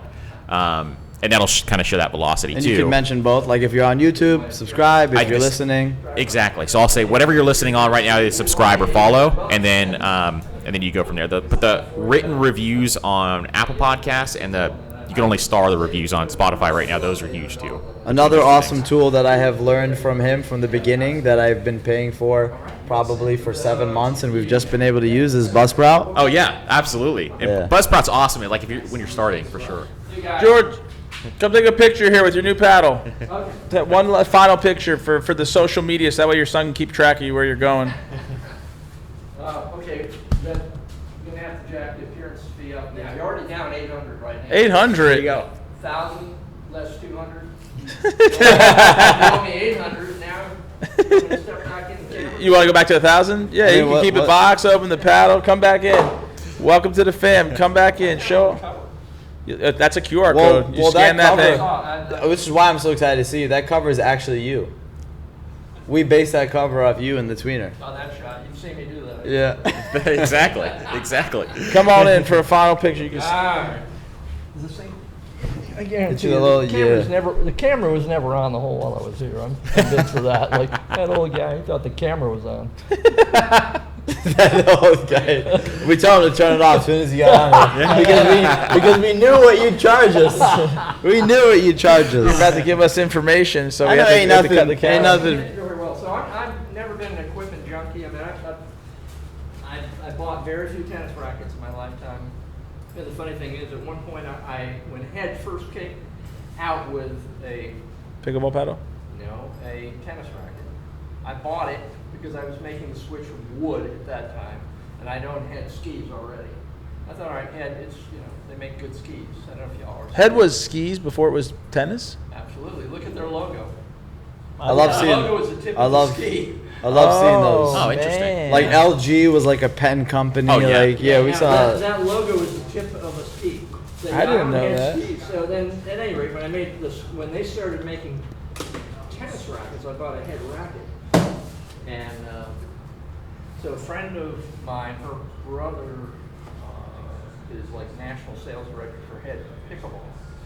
And when the Nationals were down in Naples, they all went down. I have a sister who lives in Naples, and they all went to those tournaments. Was it 2 or 3 years ago? Tournaments for Naples, the Nationals. They're every year. Every year. Oh, yeah. they're Yeah. every- It's got they like- down 2 or 3 years. It's a Pickleball Open. We go all the went time. last I year. told somebody once how many courts are there, and they said they're crazy. I said, all right, I went to Google Maps, I pulled it up. There's like 90. Start counting them, because I said something like there's 64. Yeah. It's like, Yeah. Yeah, it's nuts. But that they had to build up to get the Nationals, I guess. Yeah. Wow. Yeah. That's awesome. You never been down there? I've every year I say I'm going to go and I don't go. Oh, Every next year single you come with us. Yeah. Next year you come with us. My Yeah. friends, they're older people, and they were never athletic, but they started playing pickleball, and her brother gave them all head paddles. So when I can buy a paddle to start trying pickleball, whatever it is, 4.5 years ago, I said, I'll go buy a head paddle. Because I was familiar enough with it, but the liveliness of this is tremendously different. It is. And I'm not a person that's easily swayed. You should wait until we come out with our skis. Reverse. Uno reverse. Exactly. Thank you, George. The tip of a ski. Honestly, Awesome. I never knew that. I I didn't either. just assumed it was a tennis brand I'm from. gonna say in about 1963 or 4. Wow. I thought you were 45. Sophomore or junior in high school. That's awesome. That is awesome. That's OG. I hope you kept it. I'm from upstate New York, so we had a lot of skiing up there. I bet. Oh, yeah. That's awesome. If you haven't been to the U.S. Open in Naples, it was actually Long way from home. 2023. It was his and I Long way first from tournament home. that we ever went to. Really? And it was awesome. That's- I had like a midlife crisis there Makes sense. that like quickly flipped, but I was like, I was around we were around some older folks, we were drunk, we were in the stands, we were watching pickleball, and I'm looking around and I'm like, especially off my previous year, which was a lot different, I'm like, what am I doing with my life? And I had like a pink drink, like a pink cocktail with a pink pickleball in it. I'm drinking it. I look around, I'm like, well, that person's 80, that person's 85. And then I'm like, fuck it, I love this shit. Let's go. In our group, if somebody's only 70, they're the young. The young buck. Yeah, Oh, I love exactly. that. The youngin' of the Exactly. group. Young Bug. All right, right, George. George. Thank you, man. Appreciate it. But yeah, it's definitely a cool event. I mean, it's like a festival for pickleball. That's and I've won every year I say I'm going to go and I don't go. You got to go. You should run it next year. We're gonna do it right next year. Yeah, absolutely. And I do want to say a cool story about George. Not if he's here, George gets the fuck out. Fuck out, George. Yeah. He's gonna watch this. Fuck out, George. Just kidding. Cut, George. cut. You're fucking awesome, dude. Love you, George. It's awesome. Just go back and forth. Fuck out, George. Now we love you, George. But George is an awesome human being. I mean, I met him and he told me that his wife had passed from breast cancer. Wow. And I completely forgot, so it was cool to see him come in by that Yeah. title. That's awesome. Yeah. Take care, George. See y'all. Nice to meet you. Funny as have you when speaking of the breast cancer paddle, and then we can move on to whatever the last thing is when we first were coming out with that paddle, and that was going to be the thing, we were coming out with this breast cancer line. It confused our overall brand colors and image to be pink, which it's not. It's neon and Right. white and black. And we were down at, he was away, he was in Lebanon, and I was down in Fort Myers, not at Fort Myers East, the big park, but at Naples East. I was at another park for an event with David Tabb and Okay. All Florida Pickleball. And Proline pickleball paddles, I'm not sure if you've ever seen them. They're the first to use a Kevlar core. It's a guy out there, some Gustafsson something, some foreign guy who does the engineering and did the whole thing. But he told me at the time, he said, I told him, hey, this is what our paddles look like. These are the ones that are coming to market, blah, blah, blah. This is before we even had stuff for sale. We just had display products that we would go to tournaments and we would just set up a full table. You couldn't buy anything. We just wanted to show you that we existed. and that was it. We would just go, and like people come up, can I buy it? Like, no, you can't buy anything. We got 2 of these. Like, it's just here for you to look at and touch Just and wait, feel. motherfucker. Talk about figuring shit out. And, Yeah, exactly. And he told me, he said, oh, you don't want to don't do anything breast cancer. He's like, don't do anything. The pinks and your whites, no one's going to buy it. He had his own pink breast cancer paddle that was hideous. But he's like, it's useless. But now in seeing, we've had a lot of people come and like buy that specifically, even it's a limited batch, buy that specifically and saying like, yes, this is near and dear to me. Yeah, for whatever reasons, personally, or they had a loved one with breast cancer. So it's nice to see that. Yeah, it I is love cool. that. And you can have fun with it, like with a purpose. Like, look that way hard, left. Oh my God. This is like a pink pickle. So Oh, we yeah. took the breast cancer ribbon, but we just took a pickle, threw it in a Adobe, Oh, that's a and cool. then made it pink. So it's like you have fun with it, especially like I think everything from the jump when we found a bigger mission, Addict, run with it, harness healthy addiction is like it can carry over to everything you do, right? Oh, absolutely. And Find a way to that's make an impact. that's what I love about it. I think it's so cool. I think I won. Was it the pink one or the black one? I won my first tournament with that paddle, which is so cool. The pink one, I have both. I have the black one. Oh, and the no pink way. One. Yeah. Oh, that's sick. But I won my first tournament with one of them, which is awesome. awesome. So, That's yeah. awesome. It's my favorite. I still play with. That's the Sentimental. paddle I play with. Fuck Yeah, which is awesome. It's a real one. Yeah. This is our newest ambassador. Exactly. We just every single podcast we just keep signing it. Yeah, exactly. You sign him as an Exactly. ambassador. That's funny. Except he's already bought a little bit more than the required as an ambassador. Yeah, That's true. a A few more than 2. Exactly. That's super cool. That's awesome. That's been a great opportunity, by the way, being able to partner up with you guys and have a lot of brand awareness. We met a lot of amazing people. One of the person, Brian Vane, shout out Station 18, who's a awesome human being who's made a big impact at us. And we just found out, he found out about us because of, we weren't even there, but just seeing Addict and seeing presence. So I love it. It's been cool. We're grateful Yeah. for that opportunity. That's awesome. Yeah. That's huge. That's what I love, like just about the collaboration. It's been, we have like similar values, which I think is cool. So it's been 100%. awesome. Finding the Yeah. right partner. It all goes back. Yeah. Finding the right partners, whether that be Exactly. your equitable business partner or your partners in business. So Exactly. before George comes in here for the third time, I just want to dive a little bit more into some of the podcast stuff, because I know a shit ton of people want to start a podcast or are Yep. thinking about it or are afraid or have done it and are completely lost. So I mean, I don't know. What are some of the other different tips or advice or just general things that you have for people who have thinking about it or have done it and are in that process of So early for stage? a lot of people, if you're starting off and you're not starting off doing interview style, like I started off, my first 100 episodes was just me. And so if you are doing that, I like this, like I said, the shorter episodes, the tighter episodes are huge. But if you're doing interview style, and I love that you guys are doing it in person, because that is a much better end product when it comes to just kind of putting that together. If you can do them in person, I would. If you can't, just do them on online. But if you're going to do interviews and you're not going to do a casual situation like what this is, and you want to keep them tight, I would kind of have everything kind of situated and structured in some capacity.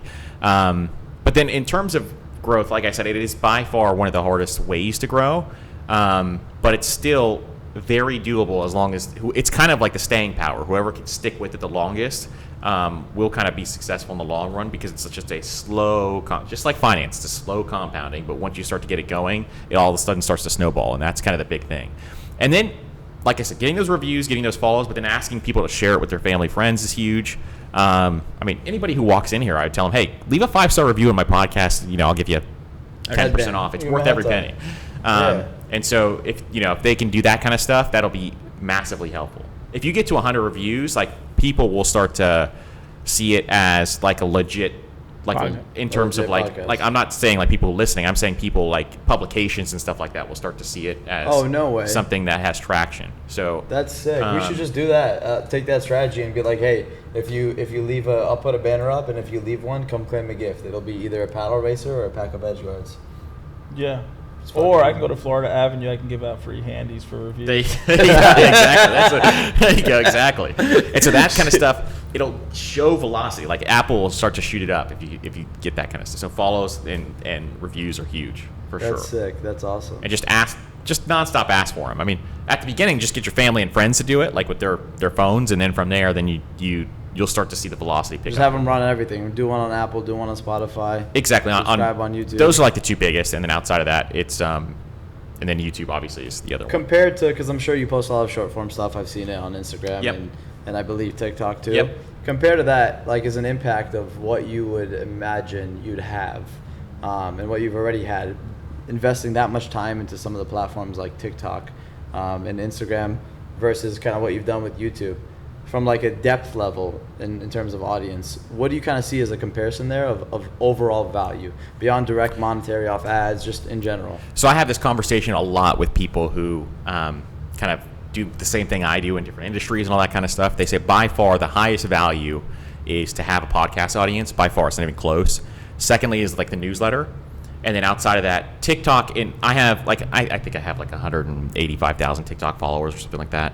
It's like way down here. It's like at the bottom. And it's just because all it does is just kind of give you, get you in front of people. But that outside of that, there's not a ton of value there. Yeah, it's just kind of one of those things where Instagram actually has some value in like the stories and stuff like that. You can do a lot of things with stories.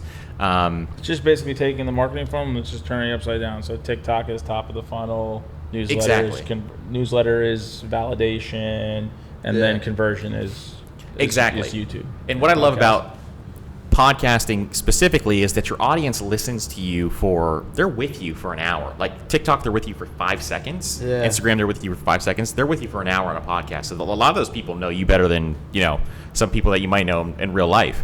And so podcast audience becomes like a very deep relationship for those individuals, especially when they start to listen.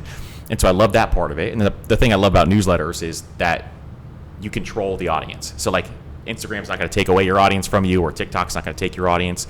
Newsletters, you can actually control that audience, and you can do a lot of things with newsletters, which is that's your pretty own. interesting. You own that domain completely. Yeah, That's like your the own Morning unique Brew guys I platform. know well, and like those guys are that business is now worth $200 million, and it's just because they have a newsletter and they control the audience and the way that they That's kind of went awesome. through That's that. insane. Two things I have that come to mind, and that's why I've been so keen on it, because it is a newer thing to us. But I know, like, I'd rather have somebody watch a few podcasts than like a million of our Right. Instagram reels, because like I know, like, that's how you get to know somebody. Like, right, you can see somebody, funny content, that's awesome, I like them, or find out who these people are, right? Right. And like that's what I've been trying to explain, and that we've gone back and forth on. I know it is a lot to get going, but if you can plant those seeds early on and just begin doing that, like, it will grow and you will build a very deep connection with people. It's Exactly. hard to measure, but like I've been very like strong on that, as many things as we have going on, trying to do this so efficiently and be able to. It's different than grabbing breakfast and Right. shooting the shit. Like, we have guided conversation with like purpose and excitement, and we get to dive deep. So And the difference for you guys is like people will start to understand your mission, because you have a different mission than everybody else. I won't name any other paddle brands, but all of the other ones out there are just like ridiculous, and we've dealt with some of them, and they're just crazy. But you guys have a real mission and a real reason why you're doing this, and so because of that, I think a podcast will resonate with a lot more people on a deeper level than would like some other platforms that are out there. for completely feel that, especially given that like we do have, and we're trying to change that and kind of touch more on our pillars, but Right. especially given that our existing media tends to be more uphearted and comedic, and we haven't Right. found the best way to kind of tie the depths of the mission yet. So I think this could be just a cool, unique platform, pretty much strictly for that Right. culture and mission. Exactly. That's what it's perfect for. It will Yeah. create the deepest relationships with your customer base and your followers and that type of thing for Yeah. sure. It's not even close. I don't know if you have any input on this, but I have created the way that I figured we'd structure it, given that our Instagram page, that's currently, it's what we've invested the most time into and has had the most growth, and our TikTok page tends to have right now similar content. Some of the stuff that I've mentioned, Yeah. that's more like upbeat and comedy and stuff like that, as well as announcements. So I figured I didn't want to muddy it up with a completely different thing. But now that we have some of these tools and we have a lot of short form clips with a variety of a unique audience, people Yep. like you, I've created a different TikTok specifically for Yep. the podcast, and even a different Instagram. And I'm growing it from the ground up, but I figured it'd be great to post, as well as all go on our main account for YouTube Shorts, where the podcast is hosted. But I figured it'd be cool to create another one, just to be able to grow those, and that way you can kind of blast that stuff without interfering with the other accounts. That's how I do it. So like I have like the original content is all on its own page, and that's our main pages for the most part. And then outside of that, then we have a separate one for the podcast. Like if people want the clips, we separate it for that purpose. On YouTube, it's all one, but that's just, there's other reasons why we do it that way. But everything else is separated for sure. Yeah, that's the exact approach. Yep. Would you recommend that, you think, to most people, I- given that it's not all one thing? I think so, unless you have a podcast that just has like viral clips of just guests who are big time guests all the time, who are just kind of saying amazing, profound stuff. Yeah. That's kind of what I would do is have it separated. Yeah, and then you if can have- throw in once every once in a while into the main page. I would each episode that comes out, you could throw one clip on the stories or even in the feed if you wanted to, and then from there you can I would just keep them separate. for the Is most part. there a reason? Is it industry specific, or that you keep the 30 to 40 minutes, or is that just a YouTube specific thing where 30 to 40 minutes tends to be the sweet spot for a podcast segment? Well, his primarily right now too isn't at YouTube currently, but I just wanted to tie that in there. So for the most part, for a lot of people, most people either say you need to be like an hour is kind of the, so an hour and 5 minutes is actually the like exact number that the majority of the top 1% podcasts land on, is like right around that number is the average. 30, 40 though, I think on like solo episodes is way better, because people just, I don't think they want to hear you if you're just one person for over an hour. And so I land there because like my content literally just is perfect to cover one topic and finish there for me as a solo.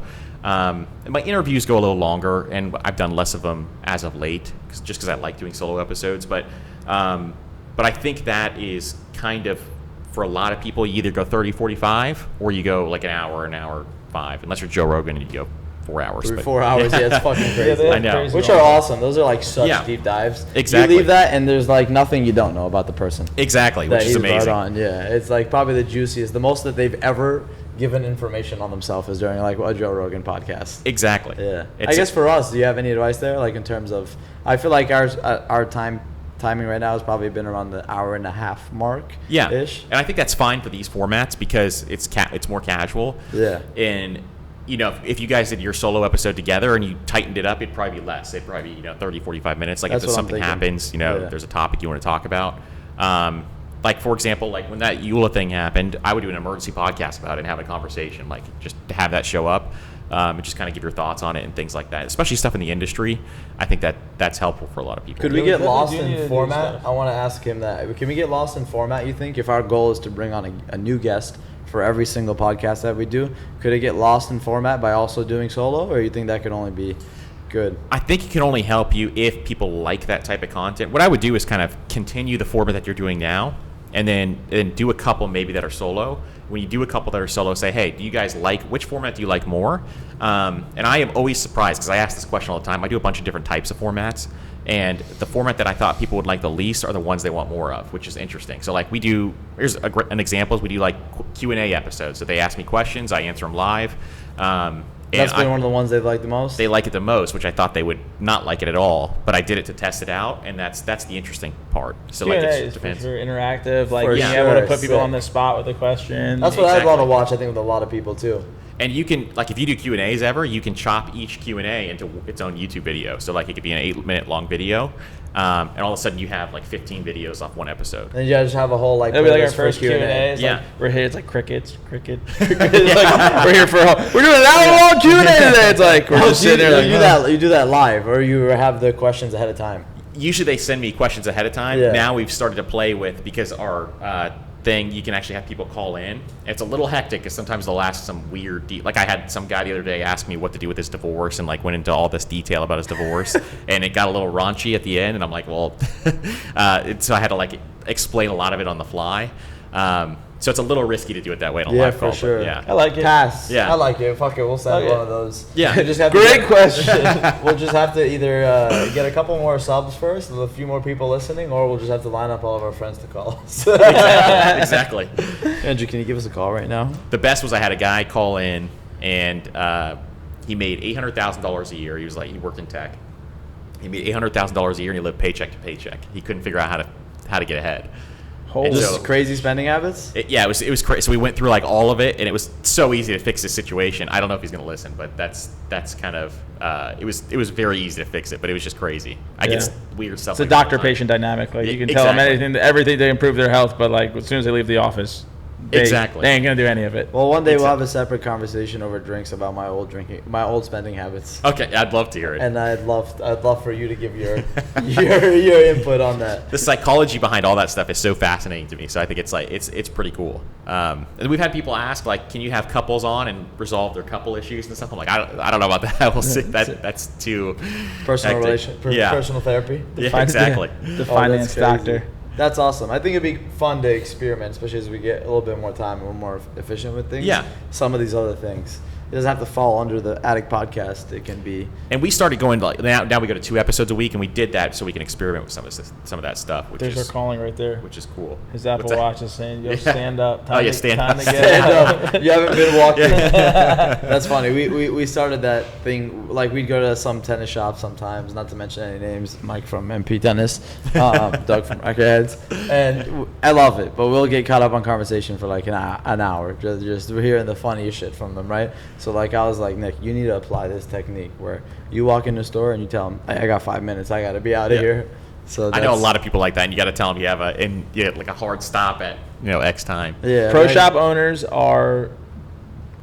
I don't care. I only deal with a few of them, but they're all cut from the same cloth. You will talk. They will tell you stories upon stories. The greatest stories are over here, but you ain't getting out of there. Right. You ain't getting out of there in less than 30 minutes unless you have somewhere to be, or let them know you have Right. somewhere to be. Yeah, It makes sense. Unless you apply the technique. Well, they're just like standing there the whole day. so- Yeah, that's what they do. They talk for a living, and they Yeah. have stories for years. And for us being just getting into this space, they're stewards of information. So they just, this is what you're gonna see, which is great because we've learned. I mean, I can't tell you how much we learned from Mike and 100%. Doug from early that's on, awesome. like all the woes of how to treat your vending partners, how you treat, what people don't like to see and what they do like to see. Like we would have made countless mistakes if it wasn't for those long, conversations that we thought were going to be there for 10 minutes and Those we deep wound up dives. there Oh, for we an should hour. totally do a podcast and bring. I think we talked about this. With but Mike both and Doug? Mike and Doug on here. Oh, That's it'll good. be it'll Yeah. be it'll be a Joe Rogan, but it'll be 4 hours. that would be a 4-hour podcast. Yeah. Oh my god, that'd be especially because they have such a funny dynamic. Doug, you don't listen to this, definitely. Mike, you don't listen to this, but you're coming on our podcast. Something Yeah. a little short But when you form. do, leave a 5-star review, please. That's awesome. And subscribe. Yeah, so you don't have YouTube. Speaking of that, so Nick and I briefly showed him we have fucking endless things to do, but I briefly showed him what the plan was that I put together for the podcast, at least one of the components of the growth plan in terms of social media. And from a shorts perspective, here's my general thesis and game plan. With these 2 brand new accounts that have, really no followers, because one of them does that, Pickleball. But I was like, we're going to bring on awesome guests that we love. Has nothing to do with how famous you are or this or that. If you're dope and people can learn from you and we're going to have a great conversation, you're coming on the show. Yep. And we're going to shoot the shit, have a great podcast, hopefully, and then, using tools like Opus, get a bunch of short form clips. And I'm going to get a scheduling. I'm testing Buffer right now. We use Metricool for analytics, and just get a bunch of them and schedule a bunch of posts and, look at our analytics. But for like YouTube shorts, we don't normally do this, but my plan was just to rapid fire, like to put like 3 to 5 shorts out a day, schedule them at different timings, tweak them based off of our analytics, and then kind of do something similar on the new TikTok and Instagram. And then he was bringing up like, what if we find a little bit more of a balance or only post, a few. So I don't know. Do you have any thoughts there? So when I first started on TikTok, I used to post 3 times a day, and that was my because that's what you were supposed to do back then. And so I would like just shotgun approach it. And I got from 0 to 100K just by doing that, like just velocity. And I would try to say a couple of things I would say were controversial, but those would go viral just because they were controversial. And then some of it was helpful. Like I taught people how to build wealth for their kids and like different things like that did well. And so I think that approach can still work. From what I've been told as of late, like people say just post once a day on TikTok if you can, but I don't think there's anything wrong with going more than once. But once a day at least at a minimum. And then on Instagram you can go like 5 times a day or 5 times a week is more so what they say now. Which both of those I'm not doing fully right now, which we're shifting some plans, so it's just gonna be interesting. It's hard. It is. It's hard. Yeah. We get in flows where we hit it one week and we're like, yeah, and then something comes up the next week and we're like, well, we only got 2 posts out on Yeah. grid this week, and it's like just. And we'll hit a flow where you do it consistently for a month and you see crazy growth, and then shit happens. Yeah. Yeah. Comes up and you slow down because you've been productive, but It's the only way I found to be able to do it is batch it. So like I'll do 14 all at one time. So I usually would do like 14 videos all at once. That's why I'm always wearing a black shirt because I'm just the same shirt all the time. So I'll do a huge batch of them and then make the editor just like try to do a good job with it. But that's the way I found to actually stay consistent. Is just batch them all together. And so batch them when you're recording the content. exactly. That's so like kind of what we're doing now. Yeah. We do just a full content day. Exactly, and then you can use Buffer, like you said, is a great start. Metricool is great for the like you said metrics, but I think using one of those tools is going to be a lot more helpful than. And I don't use them. I actually still my VA actually still posts them, but sometimes. Do you think there's something behind that with the algorithm, where when you schedule posts, I think there is, and so that's why I've I still heard do that. it automatically, or I still do it myself because I've done it with scheduling tools, and all of a sudden the engagement goes down to And like. that's what I've been Yeah, hearing we a saw lot. it. Well, we saw it just with all the ones that you schedule have literally no views. Yeah. Yeah. And I think there was 1 or 2 that I did post, like the one that was like the Pickleball scam one. I believe I posted that myself, and that one has like 4K views, 5K views. So I think there definitely is. Is that, do you think, related to scheduling applications like third party, or do you think it's okay to actual schedule within? I've Instagram scheduled or that? within too, and it still is just bad engagement every single time. And Like that's I did what I've one, heard as well. I did one recently. You know that song, like I'm looking for a man in finance, 6'5", blue eyes, whatever. So I did, what is the statistical... Did he just make a song about himself? It resonates so hard. He's like, you know that song? How tall are you, Andrew? You got green 6'4". But that song, like, it went viral or whatever. And so I took the song and said, hey, what's the statistical probability of actually finding a man? Because, like, women think they could find that, like, all over left and right. And it was like 0.07% or something like that to find all that criteria. Oh, you're a rare commodity. Yeah. And so, like, there's people pissed on there. There's, like, actually, it was funny. The people that got most pissed were the dudes. But it was like a... So I posted that originally, and like the first one I had it scheduled, and it didn't do that well. And I was like, "There's no way this is going to do well," because I kind of was doing some research on it. So I ripped it down and posted it again myself, and then it just went. I think it has like 5 million views or something like that. That's fucking. So it's like it's weird. So I don't know what that is, but I've never actually talked about it. So it's interesting you guys noticed that too, because it's one of those things. That's sick, and it's one of those like unsaid things where nobody really has obviously gotten to the conclusion because you don't know the algorithm. No one wants to believe it. They want to automate. They're like, no, I don't think so. We could probably schedule it. You might just have to, whoever's running that, do that properly. Put up the schedule. And which is the bigger, greater lesson here is what you put in is what you get out. So exactly. You try to cut corners, your engagement will get cut down. And sometimes it's just never your upfront investment, right? Like having that person that can do that, your VA or whatever it is. So now she manually does it, and if she doesn't, sometimes I'll do it myself. And if I'm going to do it myself, I just do it like right when I wake up. That's the first thing I do is just post that post just to get it over with. Yeah. And then for shorts, what do you think? Because I think you mentioned the TikTok and Instagram, but for shorts, they're rapid fire. Shorts is, I've tried rapid fire and it doesn't work. And shorts, I've only had success, even on like podcasts, when I do Opus clips, it doesn't do as well as original content. So like on original content, we'll get way higher views, and it has a higher chance of going viral than it would like on a podcast clip. And I haven't figured out exactly why, but the titles matter a ton on shorts. Yeah, the most. And so that's really all you have to like grasp somebody's attention on those. The hook.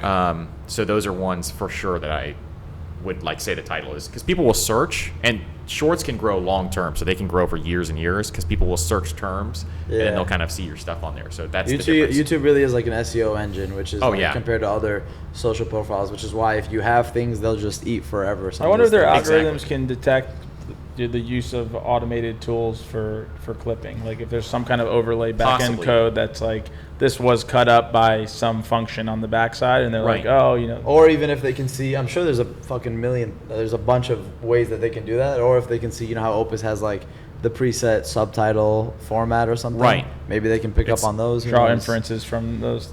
It's possible, because it's really weird. Like it's, the same face, the same setup and everything, but the original content actually does well, and the other, I don't know if it's just more interesting. Maybe it is. I don't know.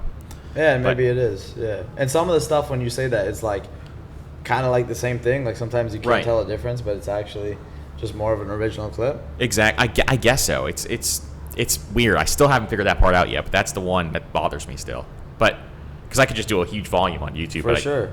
So the original stuff is. So then maybe we curate a little bit more. Yeah. For I guess a channel as new as ours, what do you think maybe a sweet spot might be? I think at least once a day is kind of the minimum, especially on TikTok and Instagram. You could do less if you want to, but on TikTok for sure once a day, and then YouTube I've heard one a day. So that's what I've heard. Yeah. Is it short? Cool. And YouTube's harder to figure out, but. And it's funny because some of it's on some 80-20 stuff where it's like you put in kind of less effort on doing all of this scheduling now, and you end up getting better results. YouTube you can schedule on, so they have like a good scheduling tool, so you could schedule all 7 in the little creator platform thing. IT Studio. That's YouTube, one. Yeah, YouTube they Studio. Got a fucking rock star. Too, for sure. So that works fine. It's just the other ones don't work. So you think that one might not interfere as much? As long as you do it in the studio. I've had plenty of them that have taken off just in the studio. Cool. Then maybe we'll do that. Sick. So the question that we typically ask is that of all of these different endeavors that you've gone, the walks of life that you've been on, and for the audience overall, is what's a good piece of advice that you can apply to most practices of your life, and that they can potentially apply to theirs? Yeah.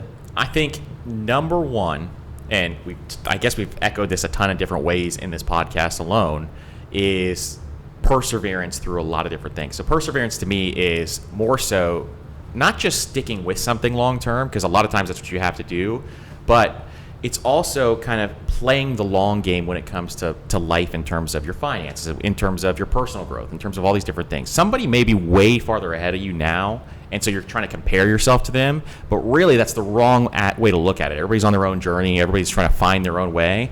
And so if you can kind of focus on the things that you can control and focus only on those, don't worry about, what's going on in politics or what's going on in anything else outside of your control. Focus only on the stuff that you can control, which is, the very next step that you need to take right now in order to be successful. That's going to change your life. It's the one thing that's just going to be absolutely amazing for you. That's beautiful. And the last guest we had on was Gordy Gronkowski, and his advice was control the controllables. Like, that was the summary of it. Exactly. And it's the one thing I always remind myself. And recognizing what those are is the hardest part. Exactly. And so, and a lot of people will say, like, if something hard comes up, they'll say, I can't do this or I can't do that. But the mindset shift that I had was, instead of saying I can't, say how can I? And that question will kind of change your mind in terms of, hey, here's how I get over these hurdles and how I can actually make a difference. And I have a lot of stories on just that one phrase, but we'll save that for another time. Yeah, that's awesome.